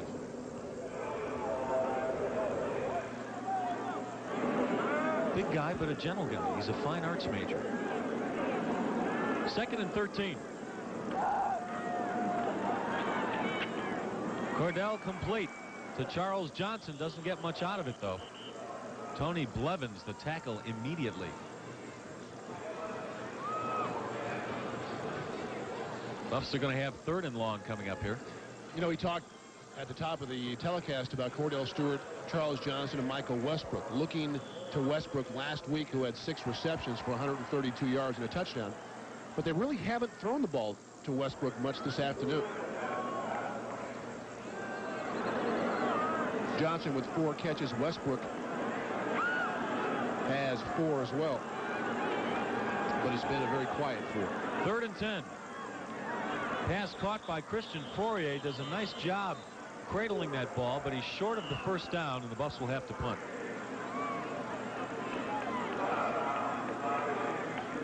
This was the series that you wanted to knock out a few first downs, if for no other reason, to take a little bit of that momentum away from Kansas. Last 2 times they've had their hands on the ball, they have scored 2 touchdowns. Berger having a fine afternoon punting the ball, just over 51 yards a kick. Robert Reed is back to receive it.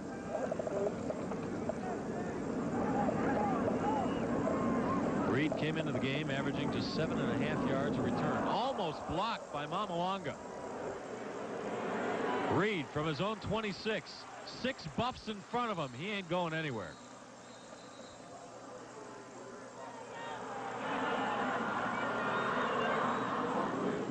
I think if Chris Mamalanga is anybody else, this ball is blocked. He got in so cleanly that he pulled up at the last minute. Mamalanga is there in plenty of time. I mean, he is on top of the punter. But a guy almost 300 pounds is not used to laying out at the right angle to block a punt. Berger with a 47-yard kick, and Reed with an 8-yard return. And Kansas with the ball at its own 32. Preston to a wide open Andre Carter. First down yardage and across the 45. See, what you've done now is you've given Kansas enough confidence that they feel like they can come back and win this game. And Carter able to drive off Dennis Collier, turn him around, and is wide open for the play-action pass. And once teams start to believe that they're good enough to get it done, then they become extremely difficult to deal with. KU playing with a lot of confidence right now. This is June Henley. Finally caught his breath after the 100-yard kickoff return. He gets a yard out of that play. Matt Russell to stop. And Dwayne Davis also in on the tackle. Dwayne Davis right now limping around on the field. Senior out of Gulfport, Mississippi, will be tended to by the CU training staff right now.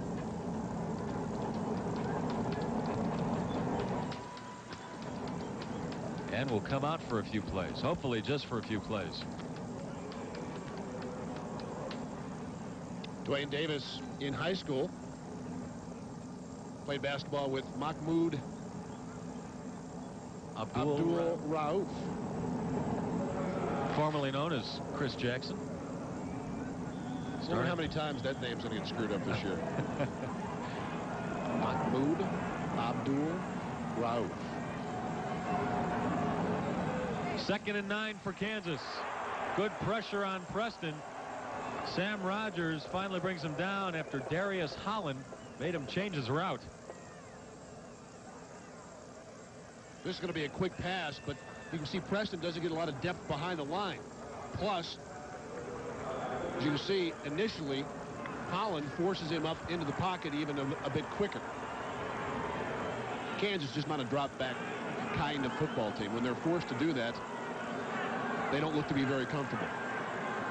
3rd and 11 for the Jayhawks. 1:50 to go in the 3rd quarter. Preston feels the heat but gets it off. Incomplete to Henley. Ted Johnson was there to knock it down, or at least strike fear in the heart of Henley. Well, they drop him back, but you'll see Preston with what they call happy feet. He'll step up, look, and he wants to get out of there right now. Tries to make something happen. Spots Henley. This is a tough catch because the ball's behind him.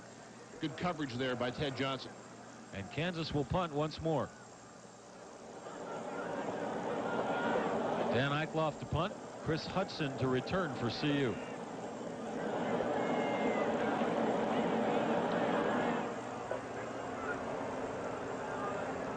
Hudson from his own 12. Wow. I thought he was going to drop the ball. He was hit so hard from the front there. And Hudson is down at the 19-yard line. Join us live on 4 next Saturday as the Buffs finish the 1993 regular season in Ames, Iowa, where they square off against the Iowa State Cyclones. As always, Dave, Mark, and I will be there to bring you the play-by-play. It all starts at 11 o'clock in the morning Mountain Time next Saturday on News 4, the home of the CU Buffs. Nathan Campbell down and injured for CU on that punt return. Nathan, a freshman redshirt out of Houston, came in as a running back, converted to defensive back, and right there he was hurt on special teams play. An update from South Bend. Second-ranked Notre Dame leading top-ranked Florida State 24-14 in the third quarter.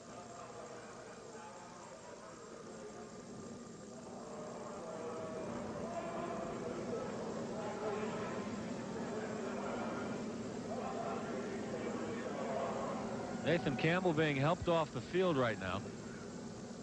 Looks like a left leg. He's not putting any weight on that as the medical staff helps him off.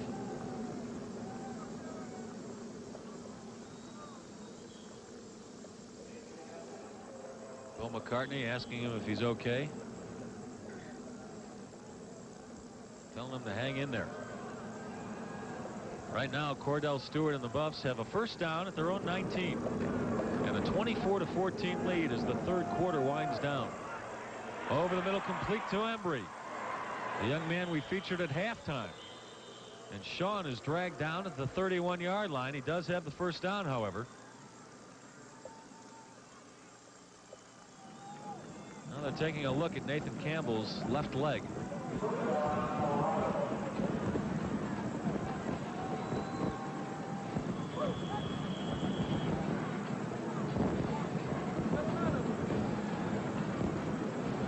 Usually as a player you can tell when you're really hurt, and it not only scares you, it angers you too, because you just don't feel like you should ever have to go through something like that. Nathan Campbell looks like he knows that he's got some sort of serious injury. Lamont Warren up to the 34, a gain of 3. Keith Rogers the tackle. Getting a bit chilly here in Boulder now. We started out with some gorgeous weather, about 40 degrees. We were told a storm front's moving in, and I think it's approaching, David. I'm ready to put the coat on. It is getting a bit. The thing about it's more humid today than normal here. Yes, yeah. Almost like Midwestern type humidity. Now they're taking a look at Nathan Campbell's left knee, or right below the knee. That's never a good sign. Lamont Warren once again trying to make something happen on the right side, but not very successful. Run out of bounds at the 35, about the line of scrimmage. 14 seconds to go in the third quarter.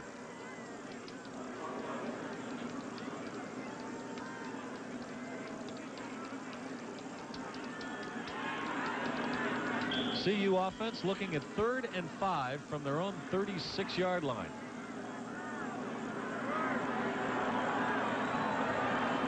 Westbrook lined up at the top of your screen. Charles Johnson at the bottom out of your screen. And Cordell is looking for one of them. Decides to take off with it. First down across midfield and slides in safely at the 46-yard line of Kansas. Clinton Bowen gets credit for the tackle there. Stewart a bit upset because when you go feet first, even in college football, you are not supposed to be hit. But again, when things break down, and he really didn't have anybody open, this is what makes Cordell Stewart an excellent quarterback. Pulls it down, gets the first down yardage. And he also, over the course of his career, a bit smarter. Get down and be able to stand up healthy for the next snap. And that was the last play of the third quarter. We're going to take a break. Going into the final chapter, CU 25-14. How can you ride the bus for free? Relax on your way to work. And improve the air. Ask your company to provide EcoPass. EcoPass is RTD's reduced price annual bus pass that companies buy for their employees. With it, Rider Rangers provides a guaranteed free taxi ride home in case of an emergency. Call this number for details about EcoPass. And the guaranteed ride home. Brought to you by RTD, Rider Rangers, and News 4.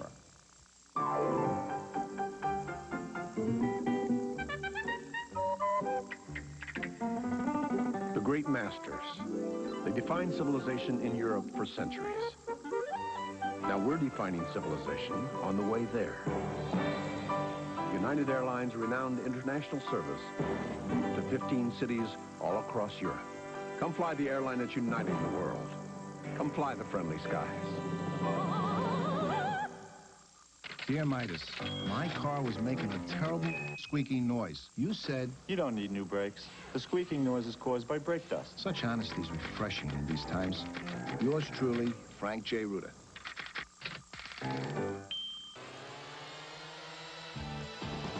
Today's game is brought to you by McDonald's, by Total, by Miller Genuine Draft Light, by Europtic, and by Metro Brokers. Les Shapiro and Dave Logan with you back at Folsom Field in Boulder. We're about to start the fourth quarter with CU leading Kansas 24-14. And the Buffs have the ball at the KU 47.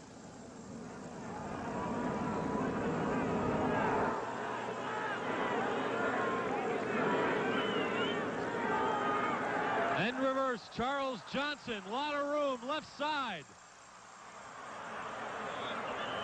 Down to the 41 of KU, Steve Harvey and Don Davis, making sure CJ didn't get more than he got.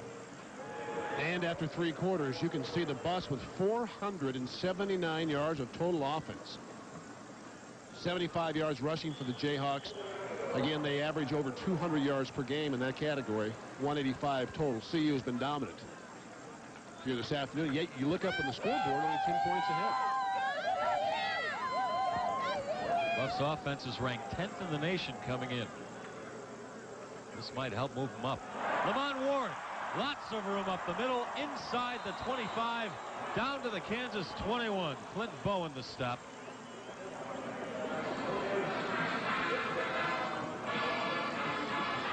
Well, what a good job on the right side. Derek West, Craig Anderson, Brian Stoltenberg. You can see them stand on their blocks.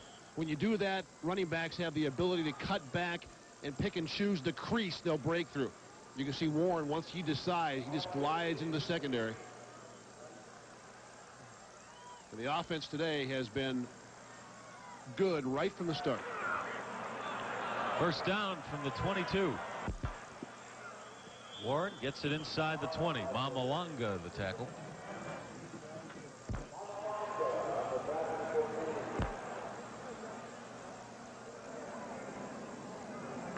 Both running backs will return next year for the CU Buffs.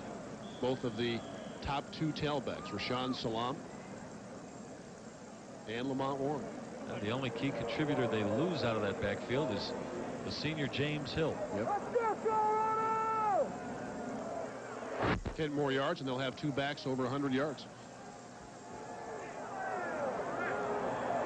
2nd and 6 from the 18. Warren again. First down and a little more inside the 10. Gerald McBurrows pushes him out. But to be able to run the perimeter like they have today, you have to have outstanding blocking. You see the pull by Heath Irwin. Logs the defensive end, and Warren with enough speed to turn the corner. You don't run wide by mistake. You can see the slant that he breaks outside behind Irwin, and there is no contain out there. The missed tackle by Steve Harvey and Lamont Warren right at 100 yards. And it's 1st and goal from the 9 for CU with a 24-14 lead. Under 13 minutes to go in the game. Warren, can he stay up? Gets it down to the 1-yard line. Steve Harvey keeps him out of the end zone. See, you got to give it to him again here. He's worked hard to get it down there. Since the offensive lineman can't carry it, you might as well reward a guy who is oh so close on this run with another opportunity.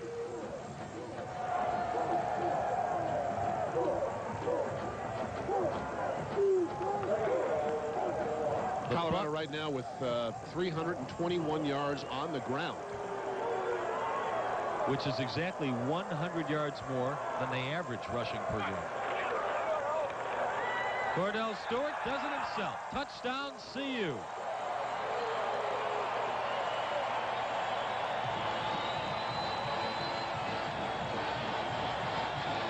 And he does it on the option play. No real fake there. Hill with the block of the linebacker, and Stewart able to crease into the end zone. Listen to these numbers, David. Cordell Stewart, 77 yards rushing. Lamont Warren, 107 yards rushing. Rashaan Salam tops them all with 131. And Mitch Berger on for the extra point.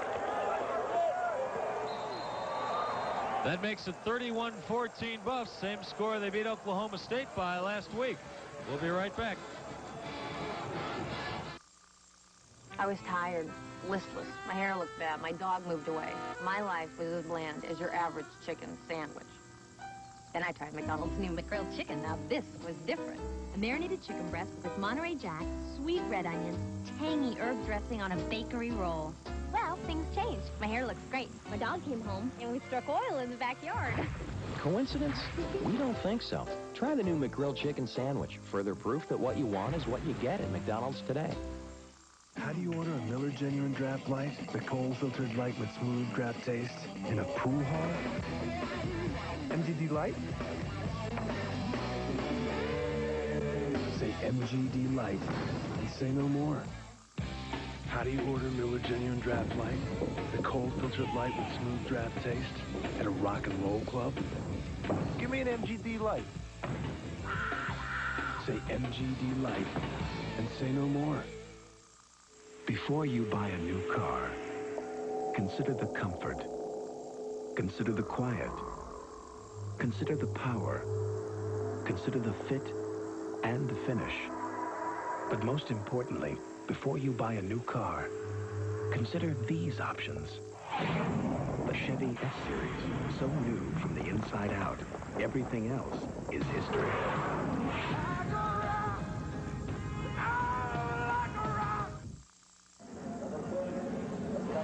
CU Buffs just score once again to make it 31-14 with 12-14 to go fourth quarter. The last time the Buffs kicked off, June Henley ran it back 100 yards for a touchdown. Let's see how they defend against him this time. By kicking the ball out of the end zone, that's how. Henley will not have another shot. That ball actually hit the crossbar. Here's the CU touchdown on the option. Cordell Stewart, with the ability to pitch to Lamont Warren, just turns it up and finds the end zone. 10 plays, 81 yards. Fourth consecutive drive of 10 plays. All have resulted in touchdowns. The first 3 for 80 yards. This one good for 1 more. Uncanny. 31-14 CU. Ashiki Preston going for it all. Nobody near it except Chris Hudson, who almost made an outstanding one-handed interception. Now, Chris Hudson's got the hands of a wide receiver. Rarely will you see a defensive back on any level that catches the football better than Hudson. Look at this try. One-handed. He almost controls that ball with his right hand and then is looking for it on his way down. Tried to get the slot receiver on an out and up, and Hudson would have no part of it. I've loved watching this kid play ever since he came into the program 3 years ago. I think he's got top defensive back NFL written all over him. 2nd and 10, Kansas. This pass complete to Hosea Friday, wide receiver into the game for the first time. Let's go down to the sidelines and Mark McIntosh. Mark? Thanks, Les. Update on a few injuries. Dwayne Davis, who went out earlier with an ankle sprain, is back in the ballgame. He's fine. Not the same, though, for Nathan Campbell. He left to go to the locker room for an X-ray. At least a knee sprain, according to trainer Dave Burton. Possibly some ligament damage in that left knee. Certainly bad news for Nathan Campbell. Back up to you guys. Certainly is bad news with 1 game left on the schedule and a bowl date. Preston going deep left side. This time it is intercepted by Greg Lindsey, the senior out of Carson, California. CU has the ball at its own 45. Well, a nice way for a senior to play his final home game. Greg Lindsey, the safety in the middle of the field, has plenty of time to read this football. His first interception of the year. And a nice one, too.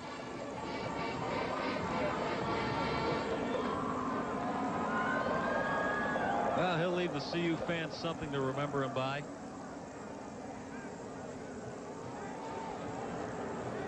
So Greg Lindsey allows CU to take over. Buffs have a 31-14 lead. Lamont Warren going deep. Almost caught by Charles Johnson.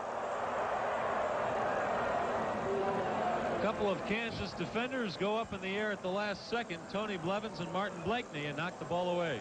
Well, one of the receivers screwed up here because Johnson is going to be met by Michael Westbrook, who also is going for the football. Somebody got their wires crossed on that route. Both players headed toward the post, and both players went for the football. And then they laid on the ground, I'm sure, looking at each other and saying, what are you doing here? Cordell Stewart was throwing to Charles Johnson. Make no mistake. 2nd and 10. Both Westbrook and CJ out of the ballgame now. Buffs running up the middle. Lamont Warren across midfield down to the KU 48. Mamalanga, number 72, the tackle.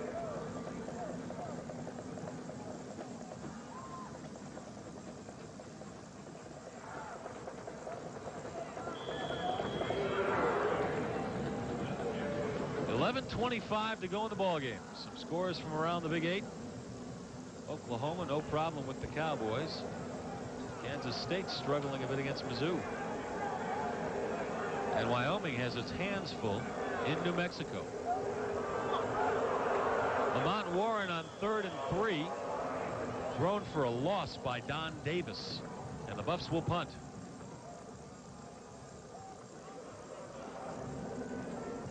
Getting quite overcast here as you see some other scores from around the nation.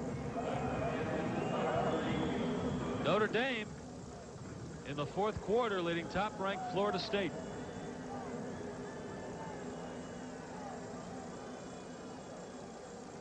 I'd like to sit here and tell you I know what that'll do to the bowl setup on New Year's Day, but I really have no idea.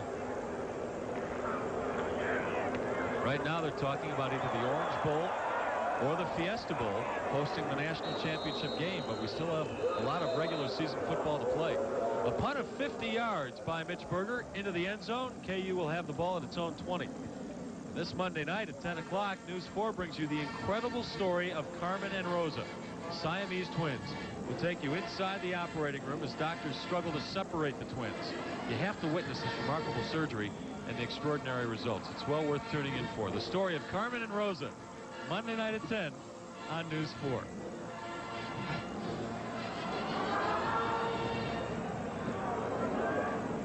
Henley. Forget it. Shannon Clavel makes sure of that. And Henley is staying down.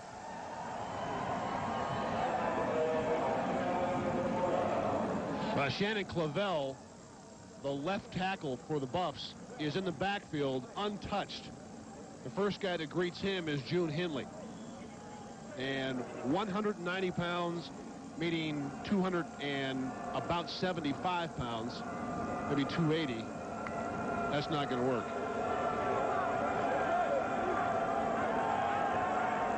Second and 11.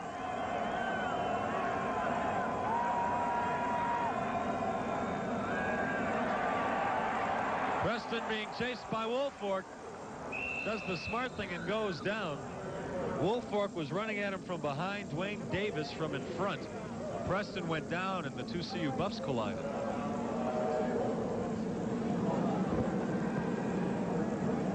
Look at the CU sideline. A lot of the second and third stringers anxious to get into this ball game, the final home game of the season. And if CU can put another score on the board, they might just get their chance. Right now it's 31-14 CU. Friday, as you can see, where's the number 13? Friday the 13th, I guess. This is Mark Sanders. A rare carry for him. He's up to the 27-yard line, a gain of 3. Sam Rogers ran him out.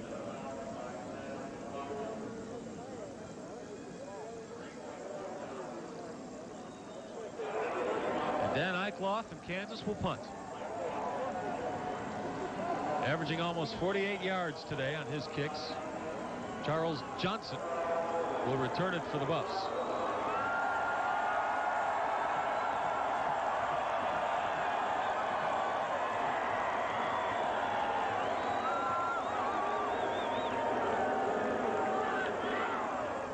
end over end, Eichloff. CJ at his own 35. And reaches up to the 42. A punt of 38 yards from Eichloff, a return of 7 from CJ. We'll take a break. See you well ahead. We'd like to compare the new 94 Nissan truck with the 94 Toyota. Both give you the great outdoors, but with the Nissan value package, you get air conditioning, AM/FM cassette stereo, power mirrors, and a chrome package for over $1,600 less than the comparably equipped Toyota. So for $1,600 less, you not only get the great outdoors, you also get a great indoors. Nissan, it's time to expect more from a truck. Here. Mr. Pranger's meeting starts in 12 minutes. I know. You have to call Miss BB. We got 3 more calls from Mr. Abelero. Oh, gee.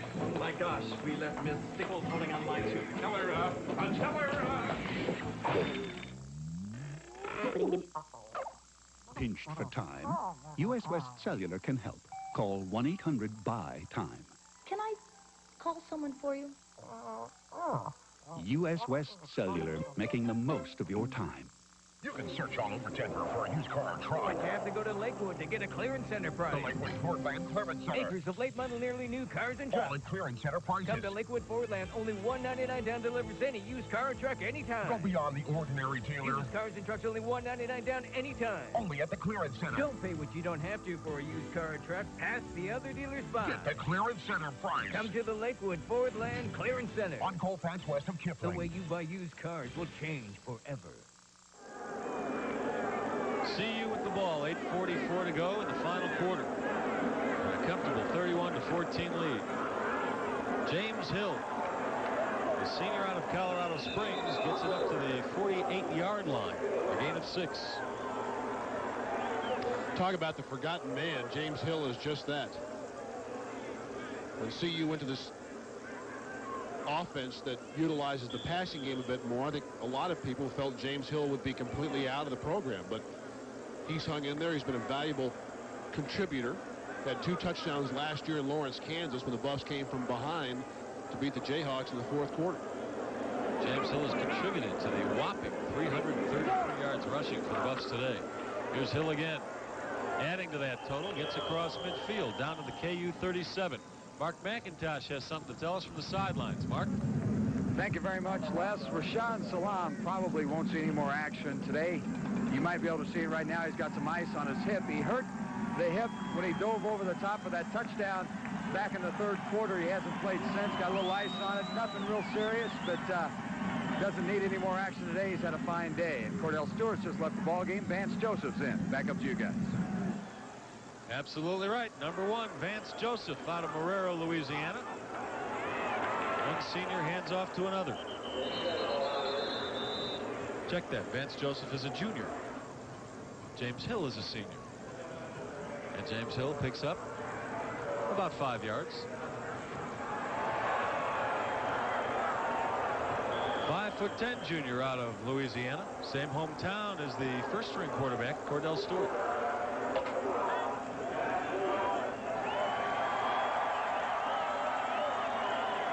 Second and 5 for CU. Vance runs the option, which he does so well. He was brought here as an option quarterback. And he picks up first down yardage to the 31 of KU. He can do this, no question about it. Chris Naoli is in at right tackle, number 65. You'll see him step back, and then watch him get in the linebacker there and create that nice lane for Vance Joseph. Colorado, every time they've run the option this afternoon, I bet they've averaged about 15 yards per carry because they've had 2 runs of almost 40 yards apiece. First down, CU. Pass complete to Fourier. And he's down to the Kansas 21. Close to first down yardage. Looks like he might be a couple feet short. But the misdirection play again. Fourier blocking on the right side, then just releasing out. And Joseph does a nice job of almost a jump pass to get him the football. Tackle was made by the linebacker, Larry Thiel. Clint Bowen, the safety, is down on the ground. But back to Thiel for a second. If the name sounds familiar, his father, Larry, is the executive director of the International Golf Tournament at Castle Rock at Castle Pines.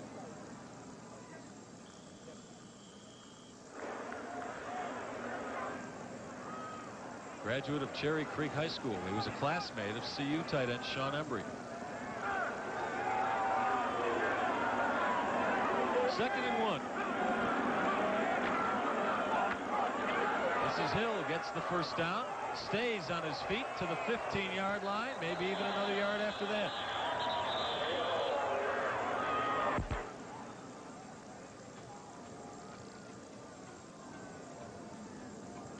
But James Hill, a nice cut here. He just kind of tiptoes his way through the line. Holds on to the football, and he has always been a guy that would give you second and third effort.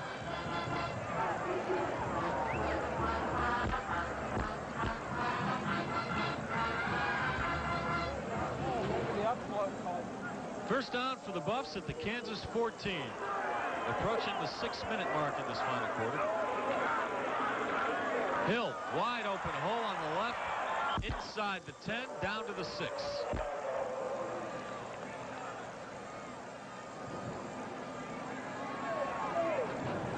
And we've seen the CU offensive line come of age this year. Young group that will have every starter back for next year, but I don't know that we've seen them as dominant as we have this afternoon. They have controlled the line of scrimmage right from the opening snap. Quarterbacks have had good pass protection, and running backs have not been met in the backfield many times. Oh, this stat tells it all. 4 drives of better than 80 yards. Hill again. Big hole up the middle. Touchdown, standing up, James Hill.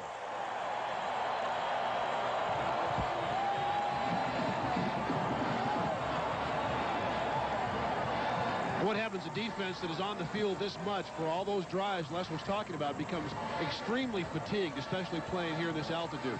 They wash him down from right to left. Hill makes a nice stutter step move and into the end zone. And he's happy. Yeah, a little shoulder shake. James Hill, a nice way for him to go out in front of the home crowd. Berger, also a senior, the extra point.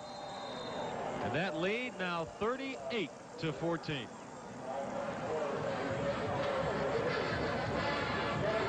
James Hill again behind the offensive line surge.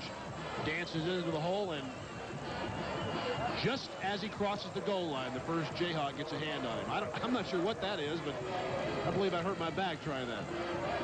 He's happy. Why not? Got a very good career here at the University of Colorado. Widefield High School. He's a money player. James Hill, best game in his college career, 109 yards rushing in the Fiesta Bowl last New Year's Day against Syracuse. Hill, in a short period of time, 7 carries, good for 39 yards.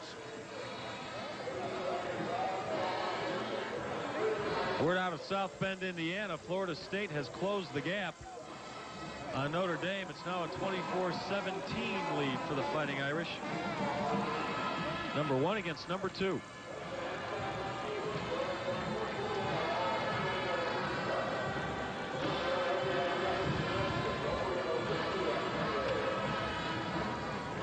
Once again, a reminder, the CU season finale, the regular season finale, is next Saturday against Iowa State. Dave and I and Mark McIntosh will be in Ames, Iowa to bring you the game once more. And our coverage begins at 11 a.m. Saturday morning.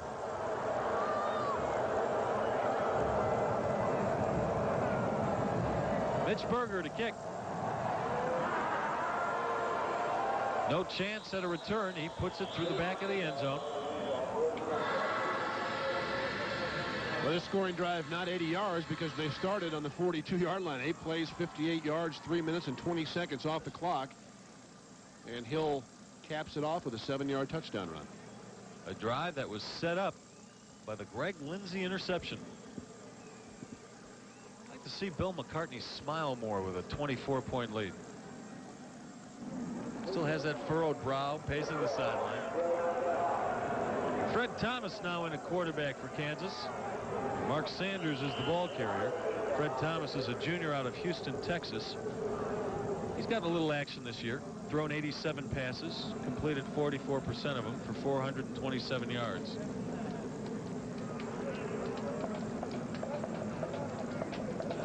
He began the season the starter at quarterback.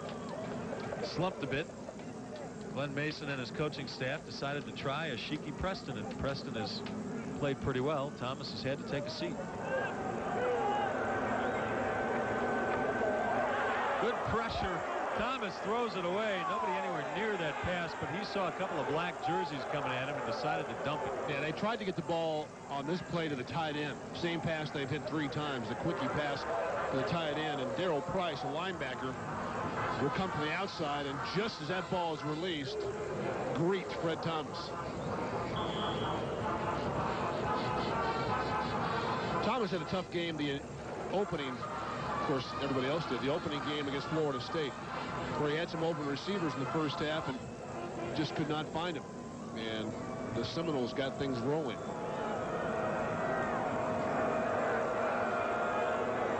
Third and 6. Thomas will run it. A designed play for him to run. He has the first down. Gets it across his own 35 to the 38. Darryl Price made the tackle. It's a nice job, again, taking advantage of Fred Thomas's athletic ability. Good block there on Knutson. Thomas able to get upfield for the first down. Darryl Price catching him from behind. First down, KU. 4:20 to go, fourth quarter. Sanders gets it across the 45. He was met head-on by the freshman linebacker, Alan Wilbon.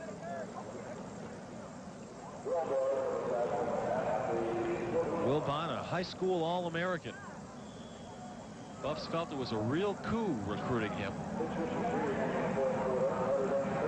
Sanders found out why just there. 2nd and 3. Sanders again. Close to the first down. Wilbon was there. So was Kyle Smith. Defensive lineman from Torrington, Wyoming, Kyle Smith, in the ballgame now for the Buffs. Freshman redshirt. There's Matt Lepsis with the shaved head, holding some ice on that right knee.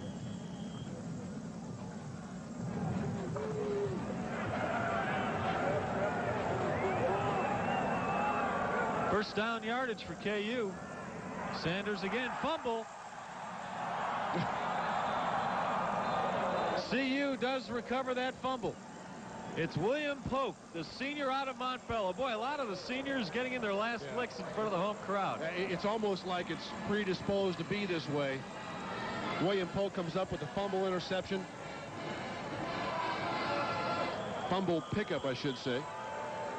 Also the interception by Greg Lindsey earlier, his first of the season. We'll come back with CU leading 38-14.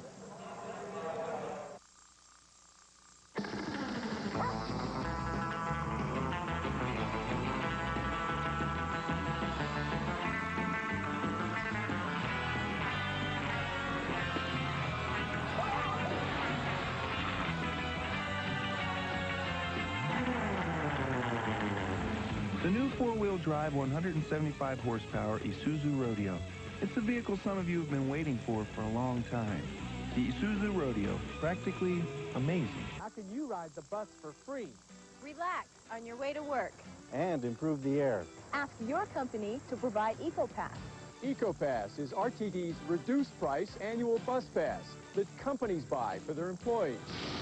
With it, Rider Rangers provides a guaranteed free taxi ride home in case of an emergency. Call this number for details about EcoPass. And the guaranteed ride home. Brought to you by RTD, Rider Rangers, and News 4. I was tired, listless. My hair looked bad. My dog moved away. My life was as bland as your average chicken sandwich. Then I tried McDonald's new McGrilled chicken. Now this was different. A marinated chicken breast with Monterey Jack, sweet red onions, tangy herb dressing on a bakery roll. Well, things changed. My hair looks great. My dog came home, and we struck oil in the backyard. Coincidence? We don't think so. Try the new McGrilled chicken sandwich. Further proof that what you want is what you get at McDonald's today. CU with a 38-14 lead, 3:33 to go in the ballgame. And a new quarterback in, Duke Tobin, the transfer from Illinois. His first pass is complete to Garrett Ford, the tight end. Duke Tobin, a senior. CU coaching staff trying to get all the seniors into the ball game and get them some work. So far, it's turned out pretty well for most of them. James Hill has scored a touchdown late. William Polk, a senior, recovered a fumble after not playing for most of the year. Tobin is a senior, just completed a pass. 2nd and 5. Hill gets a couple. Let's look at that last fumble recovery that set up CU on offense this time around. Yeah, William Polk will come into the picture. Does an excellent job stripping the ball away. He reached for that football. Then he thought he was in the NFL because he's going to get up right now and run for a touchdown. But once you're down in college football, you can't do that. William Polk left Montbello High School as a senior and took a football scholarship to Oregon State. Didn't like it there, transferred back here to CU. And it's been kind of frustrating for him. He hasn't got much playing time, but he made the most of it today. Hill for the first down. Let's go down to the sideline and Mark McIntosh. Thanks, Les. Before Duke Tobin went into the ball game, he was over here along the CU bench, and he stuck his arm down by one of the heaters that was along the bench here, and I said, Duke, what are you doing? He said, I'm trying to get my arm warmed up. I haven't thrown too many passes this year. I've been sitting around all year. He didn't expect to get the opportunity to throw any passes once he got in there, but as you saw, he completed a pass to Garrett Ford. Back up to you guys. Yeah, coming into this game, Duke Tobin had only tried 4 passes, completed one of them. He's going to do it again right here. Maybe not. Duke Tobin is sacked by Kevin Kopp. Is that a Kansas jacket? Oklahoma, 31-0 winner. Kansas State trying to stay in the top 25. Wyoming trying to win that WAC title, losing right now in New Mexico. 4th quarter, looks like Notre Dame ahead far enough that FSU might not catch up. James Hill again. Tried to get to the outside, brought down from behind by Terrence Sullivan. Boy, Craig Anderson is hurt. His helmet is off, his legs. He took his helmet off, but he is in a great deal of pain. That he has had an injury-plagued career here at CU. Started the first 6 games last year until a knee injury forced him out.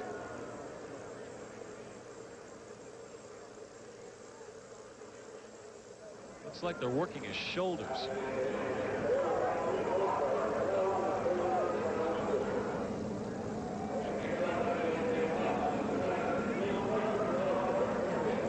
He's back up on his feet. And he's walking off under his own power. Good to see. Craig Anderson will come out. He's probably done for the afternoon. Senior out of Alamo, California. Bill McCartney shakes his hand because number 1, he's okay, and number 2, it's the final home game for Craig also. Oh, he said, if you wanted to come out, you should have just said, I want to come out. It's good to see he's okay. 3rd and 14 for Duke Tobin and the Buffs. Nice pass. Completed to T.J. Cunningham. And T.J. is down to the 25. Hey, Duke Tobin throws this thing like a rope. Steps up, wants a slot receiver. That ball got there in a hurry. T.J. Cunningham from Oberlin High School with the catch. And almost got enough yards for the first down. When Duke Tobin has had a chance to play, he's done pretty well. Last year against Baylor, you might remember. Came in for Cordell Stewart to play the second half and threw for 154 yards. 4th and 1. Flags fly. Somebody on the line jumped.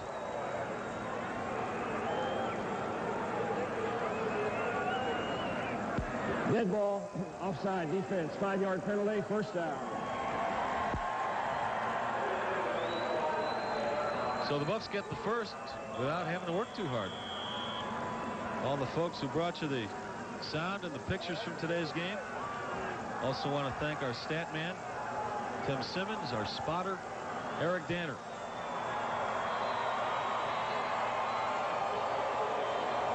And the clock will run out. The final in Boulder, CU 38, Kansas 14. The Buffs keep their hopes alive for a decent bowl game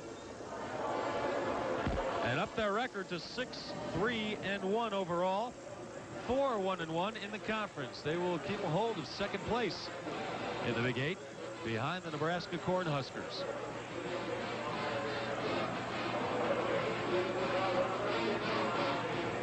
The last hurrah for all the CU seniors, and quite a few of them contributed today. Seemed everybody on that sideline contributed today.